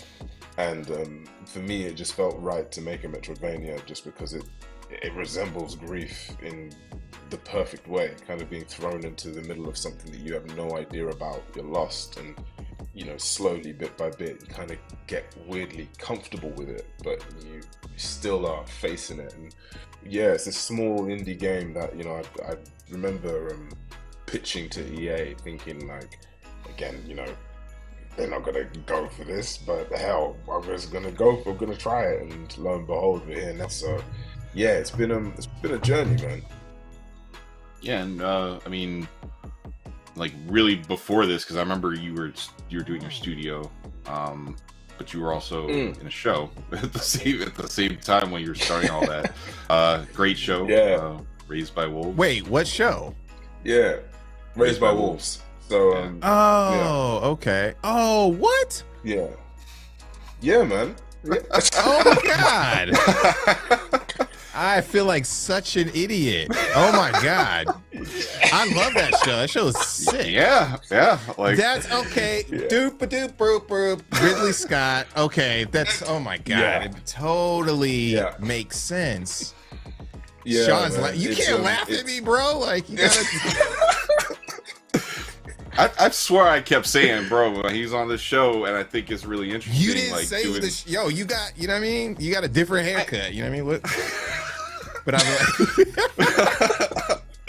like, yeah. So I was just curious. Like, what was the impetus for moving from TV to games? Because I just thought that was games. Like, I mean. No, it's a valid question in regards to like that. I think, I've always said this. I've always been a gamer, man. Like games have been with me since day dot. Kind of much like Ben Starr. Like we both hid the idea that we liked games. Like we didn't want anyone to know because it wasn't, especially being black, like growing up where I grew up. Like the idea of liking games was almost like weird, nerd, but it was always a passion of mine, and something that even my dad really pushed me for, to play and enjoy, because he was into tech. And so really it was just, what Ridley gave me on that show was the confidence to kind of have a voice, and by him essentially saying, yeah, you can lead the show, and to a degree with Mother, Amanda, who's brilliant, like that was like, actually, you know what? Yeah, I can do this. Like I can actually push, and have my own voice and do the stuff that I want. And so really it just felt natural, man. It just felt like that was the next step. Now, again, I had no idea what it meant to make a game. Like I'm coming from a film background where you churn out films in a year, right? It's not really necessarily a challenge, but well, it is a challenge, but it has its own challenges. It's more like a sprint, right? But making games is like a marathon, and sometimes it's like a marathon in the storm, and it's like evil, man, and long, and it's like tough. Yeah. So I think like that really was the natural progression for me anyway, just to kind of go into games. It felt like I felt more comfortable there, weirdly, than film in a weird way. So how did you build your team? I'm just curious. Dude, I just literally followed and slid into so many DMs, like you have no idea. So like I literally I started talking because when I did Assassin's Creed Origins, that kind of introduced me to the fact that you could do games. You can make games, you could have a career in games. And so for me, it was all about essentially talking to these people and being like, yo, how do you do this? How do you get into games? How do you make games? What team do you need? And they would introduce me to so and so and so and so, and I would essentially, get talking and get chatting. And yeah, the amount of like DMs and messages from ArtStation and all this sort of stuff. Like, I had the idea, I had the pitch, this world that I wanted to create that was, very Afrocentric and, inspired and driven by grief. So I literally led in with that, and I wasn't like all about like NDAs or whatever. I was like, no, this is what I want to this is what I want to build. Are you in it? Because I realized that, again, me sliding into someone's DMs, first people are going to think I'm like a fake, account, being like, hey, I'm an actor who wants to start a studio. Like, you never hear that shit. And then so it's like the idea of being, for me, it was all about essentially hooking them into the vision and the idea of what I wanted to create. This space that is led by people who not only just look like me, but also want to make a change in the industry and kind of, because again, like the team that I have, we're not veterans, man. We're not like, we haven't done this, some people haven't even led before. Like, we just are kind of running on this passion, this idea of wanting to build something cool, but also make a change in the industry itself. Good leadership, good ways of going about it, good practices, good policies, all that kind of vibe. So yeah, man, that's how the team was built. It was very ragtag, and I'll be honest, now that we're so deep with EA, I can say it, like, a lot of the time I didn't know what I was chatting about. So like, it was kind of good to be here now in a position where, they really helped guide us and shape us and made sure that we were doing the right things, but at the same time they kept us being us and kept us doing what we wanted. That's awesome. Yeah. I feel like the thing is that's the through line, actually, is because that is game dev, and it's like you need people to give you a shot, because the people who started games didn't know what they were doing either, like, back in the 70s, 80s. And that's actually but like nowadays it's harder to be someone who, like, I have a great idea and the ability, like, executing on it, which you're clearly doing, because that demo is, a lot of teams don't even get to that point. And the demo is at a place where you're playing through it, and then when you're like, oh, well, I've been doing this thing for a little bit, it does the perfect thing where it's like, oh, here's this new upgrade for your mask, you're freezing waterfalls, all of a sudden you're doing, your spikes are introduced. Like, I'm watching it and I'm like, yeah, this is like game design 101, but through like a very, and it's how you make a good game, like, is by paying attention to like things that, I guess, walk you through the experience. And I felt very safe walking through an experience that had a story that was being told to me. And, again, like, I feel like a lot of people, like, say, we're gonna go throw all that out. So you did a great job of, thank you, man. Thank you. Like, being like, I want to tell the story, and we're doing it through a way that game players will understand. And I think you're very successful with that. How did you start the design? It's about respecting the medium. Well, no, that's it, right? I think it, as you say, like, I think it was integral to listen to the medium that we were working in, the fact that it is a game. And I think it's all about respecting it in the same way that, I think a lot of the time, I think it's much easier, or you see it a lot more in games than you do in any other medium, where you can really tell if you don't respect the medium. Like, for example, I've played games where I felt like this should have just been a film. I don't know why I'm playing it, because there's no engagement here. I'm literally just watching cinematic upon cinematic upon cinematic and having no idea what's happening here. So you got to name names. I can't say it, bro. No, I'm just starting, man. We can't name names. We can't name names. We have more life we don't in have this industry.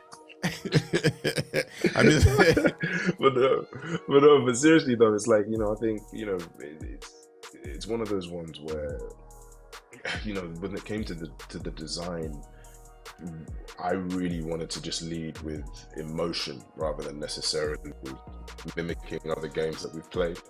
And so, again, like playing into this grief and leaning into the grief, it was about, you know, when it came to designing like a biome, for example, we led with the idea of, for example, like fear, or we would, for example, like anger, and that's how we would design a level, and then that's how we play in the level. And I think like by leading in that space or playing in that space, you allow yourself more freedom to essentially be able to kind of play with the level design, you know, and add with the level, you know, and kind of, you know, go into that phase. And you look also at Zhao's journey and you see like, okay, where is he at the moment? You know, the fact that even like in the demo, for example, he falls down this bridge because he's so sort of driven to completing this goal. He has to go back on himself and realize, okay, this isn't the way. Let me think about this. Let me go back at this. Let me stop and take my time and think about this. And by having that journey as a story, you then infuse that within the level itself. And that's kind of how we led with the design. That's cool. So I know that you're not trying to copy anything that you've seen and you're leading with emotion. What were some games that you grew up playing that informed you for like design in general? Oh man, yeah. So games wise, I think it started with, you know, I'd say like as a kid, probably Kingdom Hearts. That was the first time I was, you know, introduced to what I felt was like quite a sensitive male protagonist. Most of the time, you know, the male protagonists we see are like these muscle-bound sort of like, you know, killers, and like you've just got this kid who just wants his friends back. And I think that to me really stuck with me. I mean, I say all the time, like if I was to play it now, I'd have no idea what the hell was going on. But you know, that's by and by. At the time, you know, it made me cry, so it obviously had some form of emotional move on me. Another game I'd say is like World of Warcraft. You know, that game was able to sort of just capture this sense of escapism that really, you know, the world was so rich, and you know, it got me so obsessed with Warcraft as a whole, which was really cool. But I say the games that really affected, you know, this game today is, you know, one is Ori, specifically Blind Forest. I think that was able to capture an element of isolation and trying to figure out who you are and what, well, not even who you are, just where you are, which I really wanted to capture with Zhao. And then, you know, looking at Devil May Cry as well. I think, you know, the combat in Devil May Cry is so like kinetic and crazy and chaotic, but you know, there is an element of control, which again, to me, represents grief really nicely, in the sense that you feel like you're in this storm, but at the same time, you've also got control of it. And I think like that's something that really stuck with me with Devil May Cry, that I, again, wanted to sort of try and emulate in Zhao. Something I think is funny, I was just kind of laughing before, because Kingdom Hearts is like a very black game despite having nobody black in it. Like, black folks love that game. Like, it's like, I mean, I kind of fell off at Chain of Memories, but the first one, like, it had everybody on lock, like, at that time, when that came out. 100%. I don't know what it is. Like, we were all... It's such a black game. Like, Karo Tana, like, back in the day.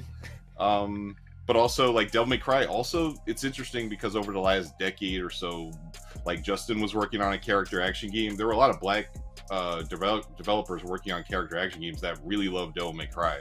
And I just think, I just thought it was an interesting thing that I just kept seeing people being like, and this is what influenced me, and I saw it through a lot of black game developers. And I just... One of the things I'll say, to jump in on there, I think with Devil May Cry and Ninja Gaiden and any of these, like, action-based games, there's a level of expression in those games, in the movement that in the amount of movements. It's like, just like, and I'm a big fighting game fan, to no surprise, but the level of expression in those games and style that you bring to the characters adds a lot to why the combat feels so good. The ones with more strenuous and tied down combat mechanics, don't allow for as much expression, and I think that that's part of personally like the Black culture, you know, and zeitgeist and that kind of thing. So that's interesting that you kind of brought that up too. And you got I saw your character action stuff with the fire mask, right? The sun mask. Yeah, Watching people jumping up and starting to upgrade that. And that's it, man. And that's it. Like, to me, that's part of the fun of it all. That's part of the dance, man. And I think like that's you know, for me, it's that's what I mean by like losing yourself in the sense of your feelings. And I think you're so right. Like, we rarely do. I think it's only recently now where I feel like I've been able to actually openly be able to express myself and not feel threatened.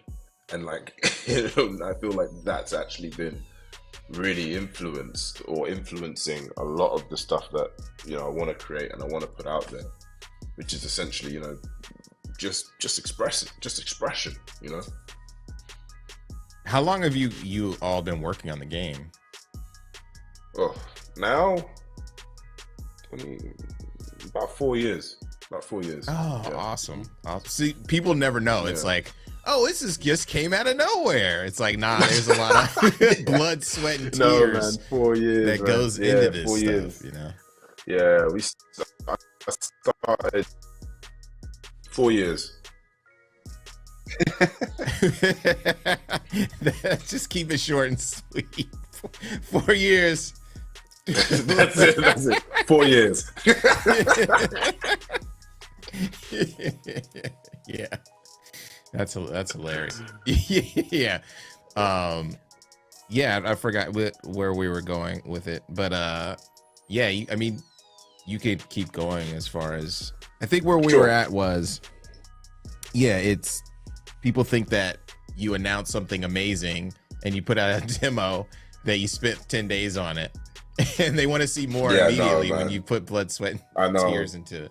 Oh man, like we've been on it for 4 years, and I'll be honest, man. It's one of those ones where, I mean, even like in my head, I remember starting game dev and thinking, oh yeah, this will be easy. Like, you just think of an idea, conjure something, just do that. Like, and it's like the amount of tuning that is needed is on another scale. But yeah, it's 4 years, man, and it's been a tough 4 years.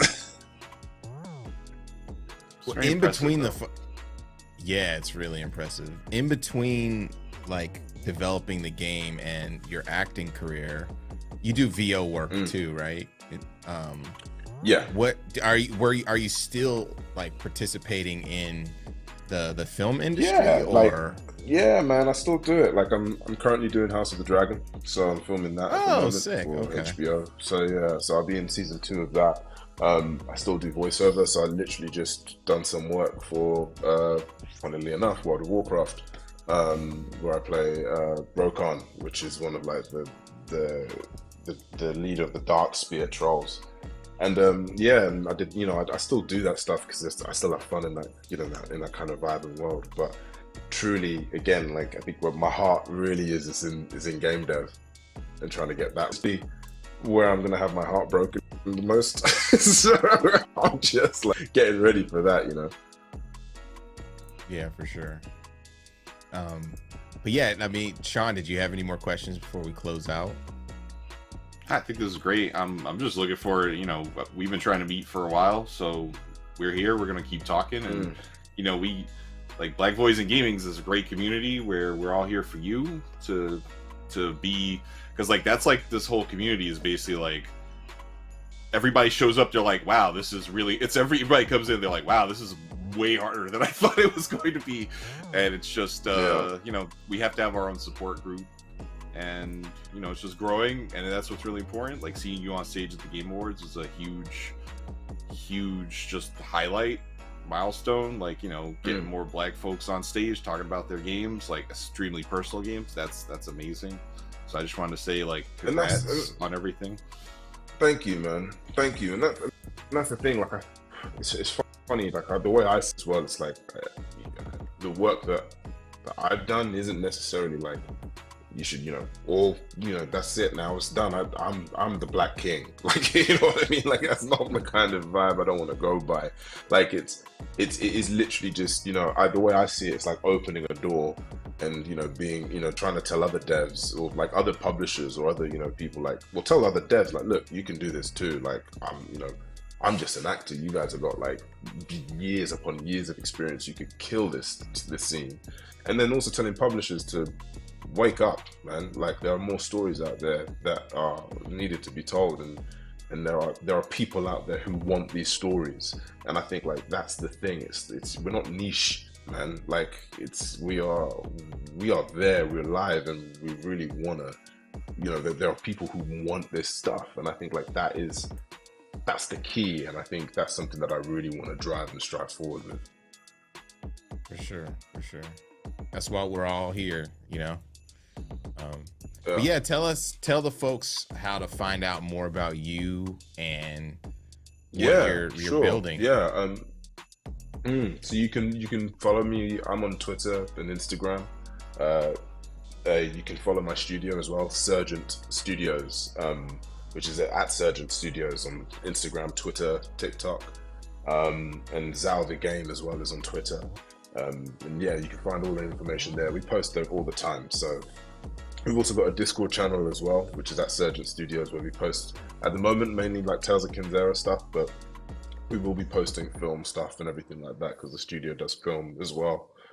But yeah, it's we're taking over, man. We're trying to make as much noise as possible. So any support will go well because, I think my aim or my drive is to give back as well as much as we can, because hey, it's a circle, man. You gotta give back in some way, shape, or form. 100%. Well, thank you so much for joining us. We're definitely gonna talk again. We're gonna chop it up again. So please, it'd be great because I'd love to talk rather than sitting on my living room floor. Cool. All right, talk to you later. All right. Amazing. Thank you. Okay, we just had we just shared some dope trailers. We had our last interview, which was really good. I don't know, it's just so inspiring, Destiny, right? No, I agree. All the folks that it's ridiculous. Some of the folks I did not know that we were going to actually get to be on the show because they're just so monumental and interesting, it's great. But if you want to help out the developers, Black Voice in Gaming, be a part of the cohort, definitely check out our website, which is blackvoiceingaming.org. Check out all the developers there. Also check us out on social, Black Voice in Gaming everywhere. On X/Twitter, it is BVI Gaming. Also support us through them funds on Tiltify. We also sell merch as well. You could check that out on our Black Voice in Gaming website. All the proceeds of that go to operations and also the developers that we're working with. We have an amazing next guest. Let's get to it.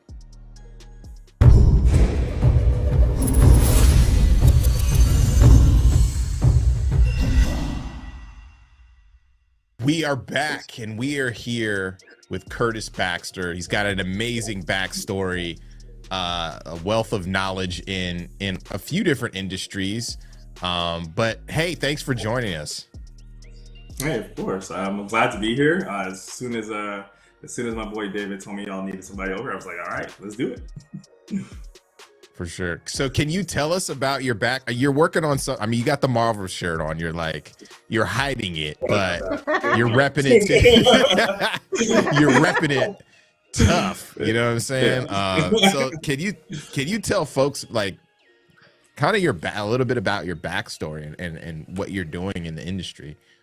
Yeah, of course. First of all, I have to say I'm definitely, I probably wouldn't describe myself as this when I was a kid, because I don't know who coined the term or when it got popular, but I definitely could have considered myself as a blerd back in the 90s. My dad is actually a Marine, and we got shipped out to Japan for 3 years. We were living in Oceanside, and they were like, "Yo, you guys gotta move to Japan for 3 years." And me and my brother were like, "That's whack. Like, what are we gonna do there? We don't know anybody in Japan." We moved to Japan, and we absolutely love it. We already liked video games, but then that's when we kind of got into video games, and then we got into anime. When we didn't live on a military base, all we could watch is anime in Japanese, no English subtitles. So we basically didn't know what was going on most of the time, but we knew it was cool and we knew it was dope. But I think that those years are super formative in me kind of like discovering like the things that I like to watch, the things I like to write about, et cetera, et cetera. Speeding up to grad school, I was at UCLA. Just kind of figuring out like industries do I want to get into.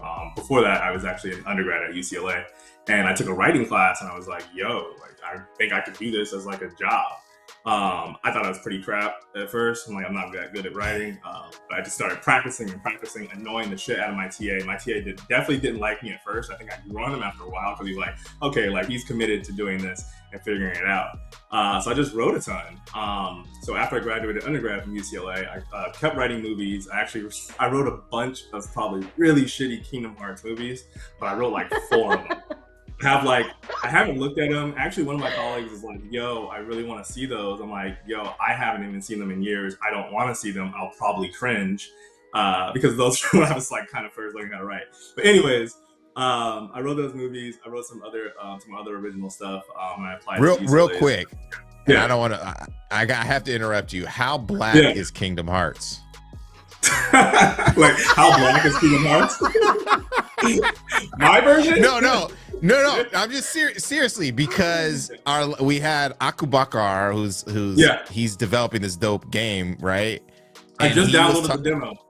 Yeah, we were talking about the demo, and we were asking him what are the referential games that you love, and he brought up Kingdom Hearts, and then Sean on the leadership was like, Kingdom Hearts is extremely has black culture written all over it, and I just had to ask that question because it keeps coming up in our interviews and stuff. No, 100%. I it's so funny. I know that game resonates with a lot of black people, black culture, specifically black men and women, but really a lot of black men gravitate towards it.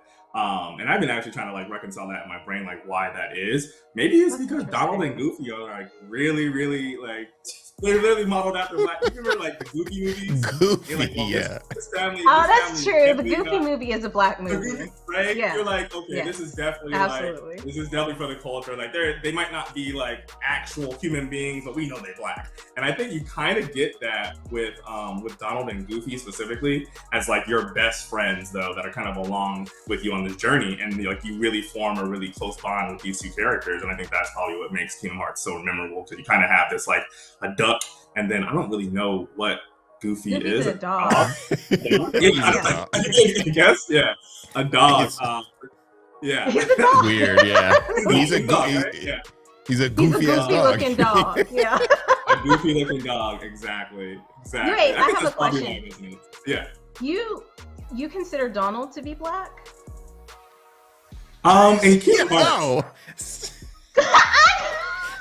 I derailed the conversation. I really want to know. No, hey, in Kingdom Hearts though, like he Hearts, is Dog for life. You know what I mean? I guess you can say, if we were talking about it in like real world terms, it'd be like, oh, he's Eminem. Like he grew up in Detroit, all his friends were black. I guess you can say that. Like that's what you get. Like, you know what I mean? Like that's probably okay. Like, he does not play. Yo, this is getting clipped. This is it's just gonna be you. So is Donald considered black? Like, come on. We are giving here. You've heard it here. We literally just had a whole conversation. I felt like it was on par. It's so good. It's so good. I'm sorry for derailing. You can keep. I'm happy with this derail. It's all good. No, this is good. No, it's always nice talking about stuff that really inspired you. You know what I mean? If it wasn't for the video game that I loved as a kid, who knows if I would have decided to be a writer later on? Who knows if I would have wrote those movies that'll probably never see the light of day?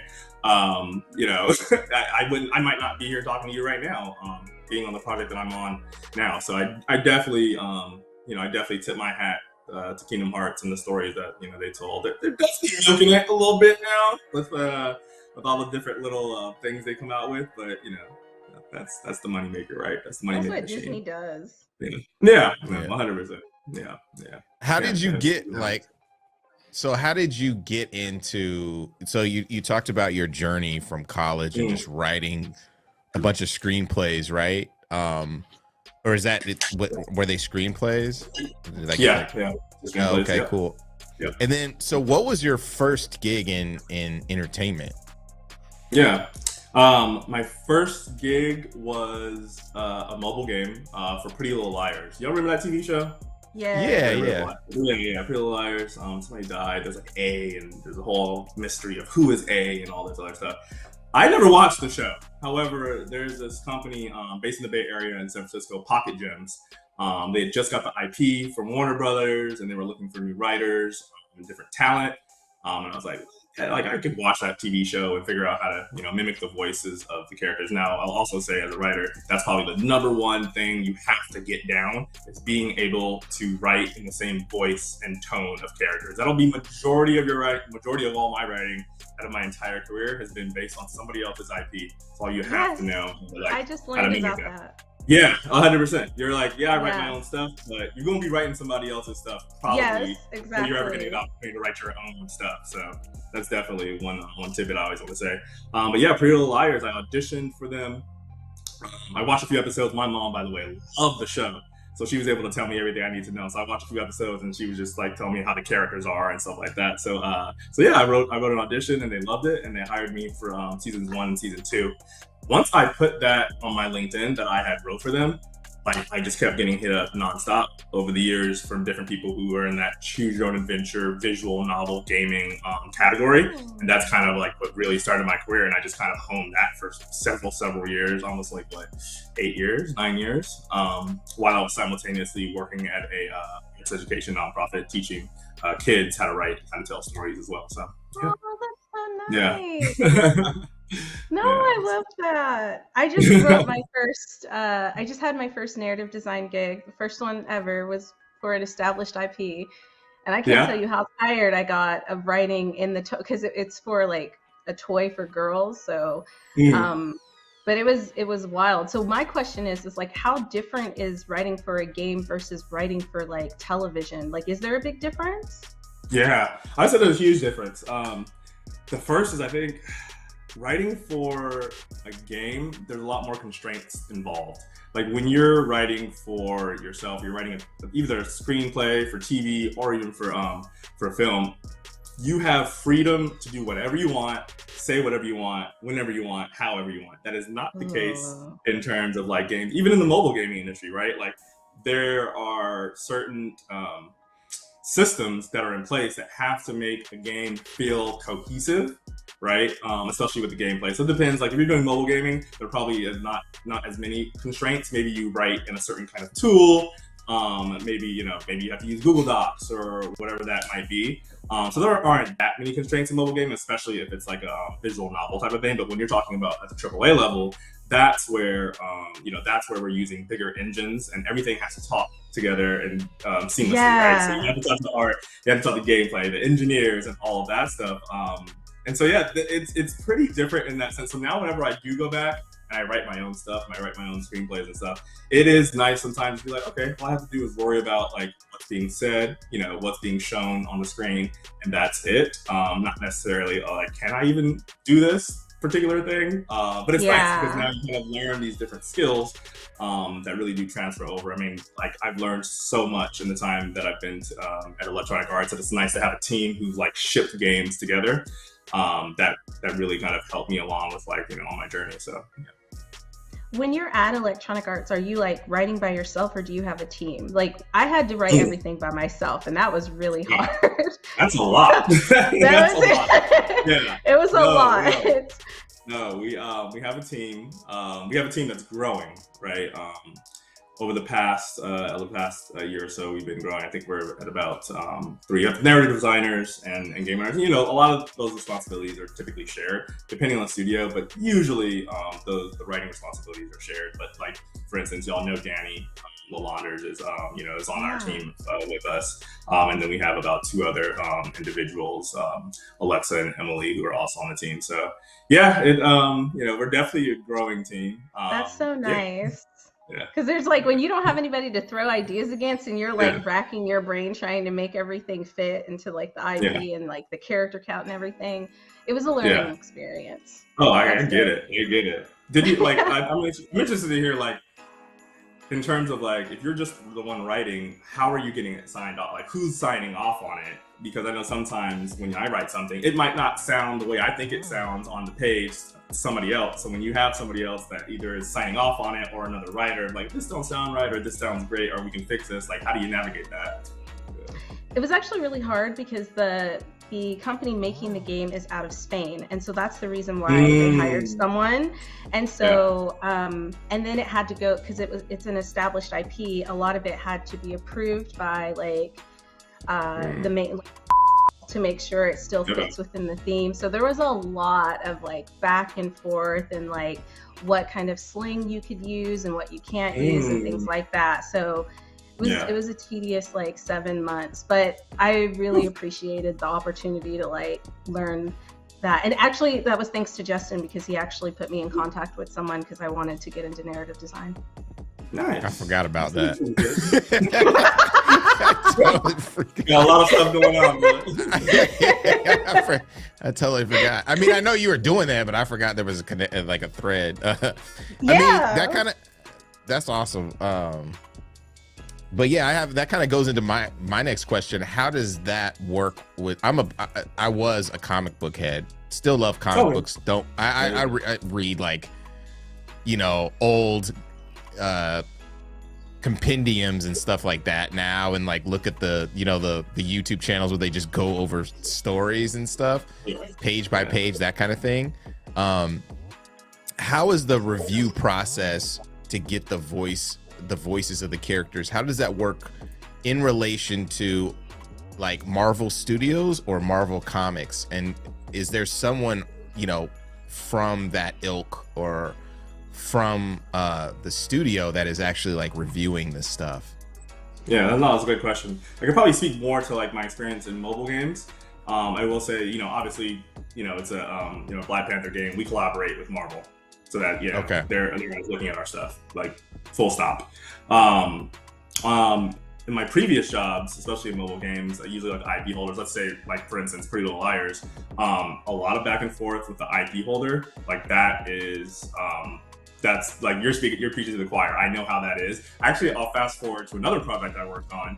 You guys remember The Breakfast Club, the movie? Yeah. Okay, I wrote on that mobile game, and boy, let me tell you, the way that the IP holders, I think it probably was Universal, I want to say, wouldn't let us do certain things, which is interesting. Like, we can't make canon characters gay. Like, we can't do this, we can't do that. Like, some IP holders are really, really stringent about what you can and can't do, or what you can and cannot change.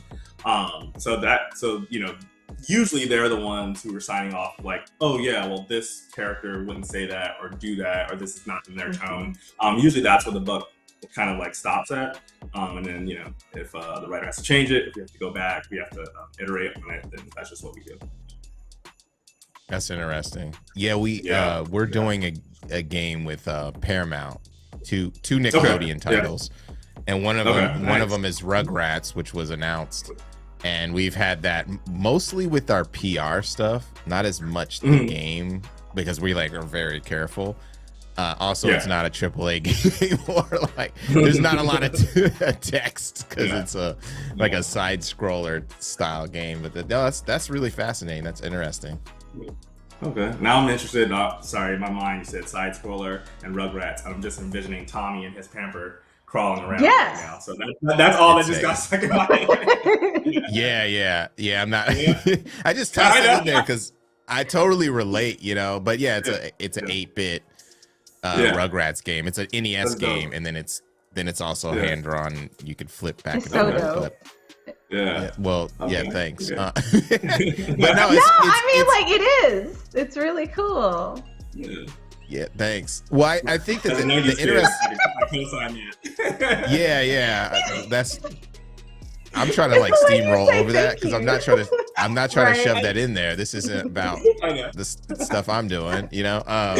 But I would say though, it's interesting because I think folks get flack for working on IP, you know, and you know, like licenses and stuff like that. I think back in the day, when like people could sneak it through, like you know, sneak stuff through the Christmas period without Twitter, you know, like that's what gave everything like a crummy outlook on licensed titles. But you can't do that. You can't fake it anymore. Like it has to be good, and that's how we're pushing things through.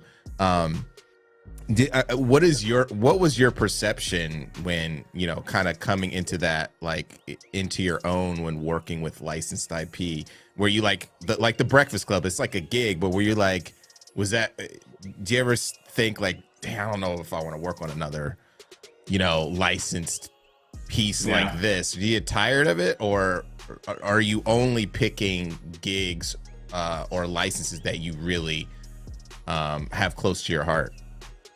I think in the start, you know, just somebody trying to break into AAA games and write for AAA games at the start.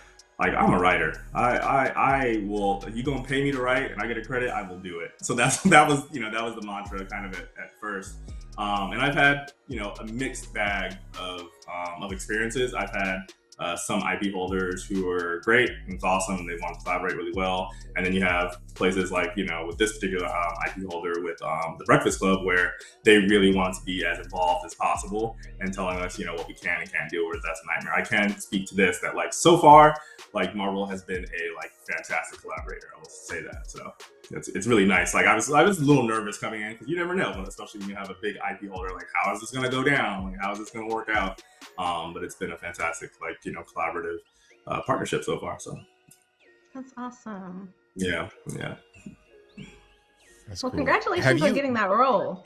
Sorry. Thank you. Thank you. There's like a bit of a delay. I'm so sorry. No, it's all good. Jump in, Destiny. Do you have something else?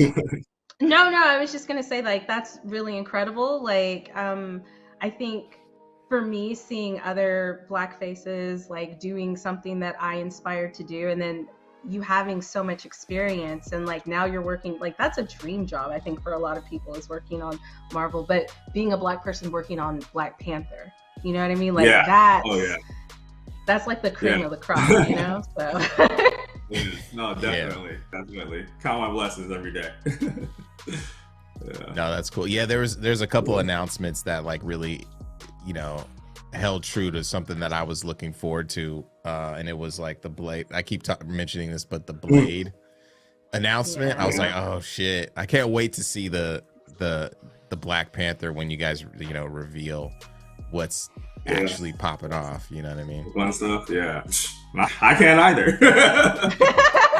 No, it's gonna be good. Yeah. It's so funny, actually. That you bring up Blade, because I went to the Game Awards and I'm sitting there with my partner. I'm like, ugh, I don't want to go to the bathroom. I feel like I'm gonna miss something dope. I'm gonna miss something dope if I do it, but I really had to go. Tell me why I went to the bathroom, and that's when they premiered the Blade trailer. And then it came back. I was furious. Yeah. But yeah, you drinking all those liquids before the Game Awards show. Oh my god. Thirsty. Thirsty. All those liquids? I drink. You drink? You see me over here boiling water all this whole time. I drink a lot. That's what ladies think about for sure. Like I can't. Oh my God. I can't drink. I can't drink. You know. So that's amazing. No, I totally feel that. I didn't go this year. Definitely gonna go next year. Sure. Yeah, let me know if you're out there. It was like, 10 minutes away from where I live. So yeah. Yeah, but thanks so much for joining us for Black Voice in Gaming. It's really awesome, and also Destiny's a writer, so it's cool to hear her perspective on on writing for games and stuff. It's kind of a dream job, it seems, to do that, and you've worked hard to get to the place where you're at, which is an awesome accomplishment, and inspiring to other folks who are trying to get into the industry. There's so many different people who are trying to get in different ways, And I think Yeah. people, especially as writers and musicians, you know, in general, in gaming, are discouraged a lot because they're like, how do I start? You know, because they feel everybody could write, but Yeah. you got to work on your craft, you know. Oh, 100%. 100%. Yeah. That's all. So how- one thing that matters. For sure. So how can we find out more about you and what you're up to? Yeah, I am typically on LinkedIn. It's Curtis Baxter on LinkedIn. My Instagram also is Curtis C. Baxter. And those are pretty much the two platforms I'm on the most. I've never had a Twitter, or I guess X. I've never had one. I was talking to Danny about that earlier today. I'm like, nope, never had one. She's muscling through on on next Twitter. I'm like, what is she gonna say next? Oh yeah. That's amazing. But yeah, thank you so much for joining. Yeah, sorry, real quick. How I've experienced Twitter these past years have all been on Reddit. It's like Black people Twitter, but on Reddit. That's how I experience Twitter. It's weird. I know it's weird, but that's amazing. Yeah. Well, yeah, thank you so much for joining us. You know, we definitely have to chop it up again. Yeah. Yeah. Anytime. It's so awesome to see all the amazing talent and hard work that goes into all of the developers from the BVIG. But guess what? We have to end it somewhere, folks. So that's the end of our show. We'd like to give a huge shout out to our partners for today's showcase: PlayStation, ID at Xbox, Raw Fury, Razer. Also, we have Brass Lion, who have been amazing to work with us here. And of course, also, I forgot Netflix for teaming up with us for the accelerator. That's been an amazing partnership as well. We also want to thank the man on the ones and twos, Tracy. Thanks for jumping in for sure. And the mix team, who has always helped support. We built it through the mix, and now it's become its own entity. We want to thank our broadcasting partners, Twitch, IGN, Steam, and GameSpot, as well as Valve. And don't forget to go to the Steam event page where you can wishlist the games, purchase the games that are available, play the betas, support the devs. Awesome. One of the amazing things about Black Voices in Gaming is that it has gone from a showcase to a nonprofit. So everything Justin just said, yes, grab your phones, snap that QR code, and donate. It doesn't matter the amount, any amount will help. We're all here trying to support these incredibly talented people. If you like to keep up with the BVIG family, you can follow us at Black Voices in Gaming at BVI Gaming on Twitter, and at Black Voices in Gaming on Instagram and everywhere else. This was a lot of fun. As always, this has been an incredible experience with my boy Justin and the entire BVIG team. I hope you guys enjoyed the show and that you found some games that piqued your interest. As we continue to grow and uplift Black creators and developers in the game space, we hope you will be there along for the ride. We are building a foundation for future generations. We appreciate all the encouragement from the gaming industry and viewers like yourself. We want to focus to make the community we love more inclusive and better for everyone involved. That being said, don't forget to check out the Dames for Games showcase happening March 6th, where we use our platform to highlight women in gaming. Oh, it's going to be so good. I'm so excited. We've got a special guest coming on, so you guys make sure you mark your calendars. Now, before I go, let me drop my socials. If you guys want to keep up with me or you want to keep up with Dames for Games, it's Dames for Games at Twitter and everywhere else. And I am at DMBC32 on Twitter, where I am the most active. Now I'm going to roll it over to Jay. Jay, what do you got to say?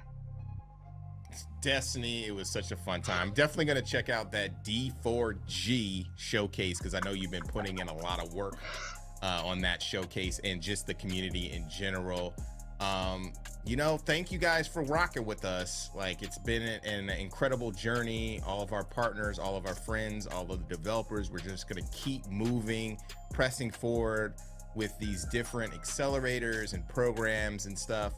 You could find me on my socials at IcyJman, and then yeah, make sure to follow Black Voice in Gaming, BVI Gaming on Twitter, X, and everywhere else at Black Voice in Gaming. We will see you real soon. Peace.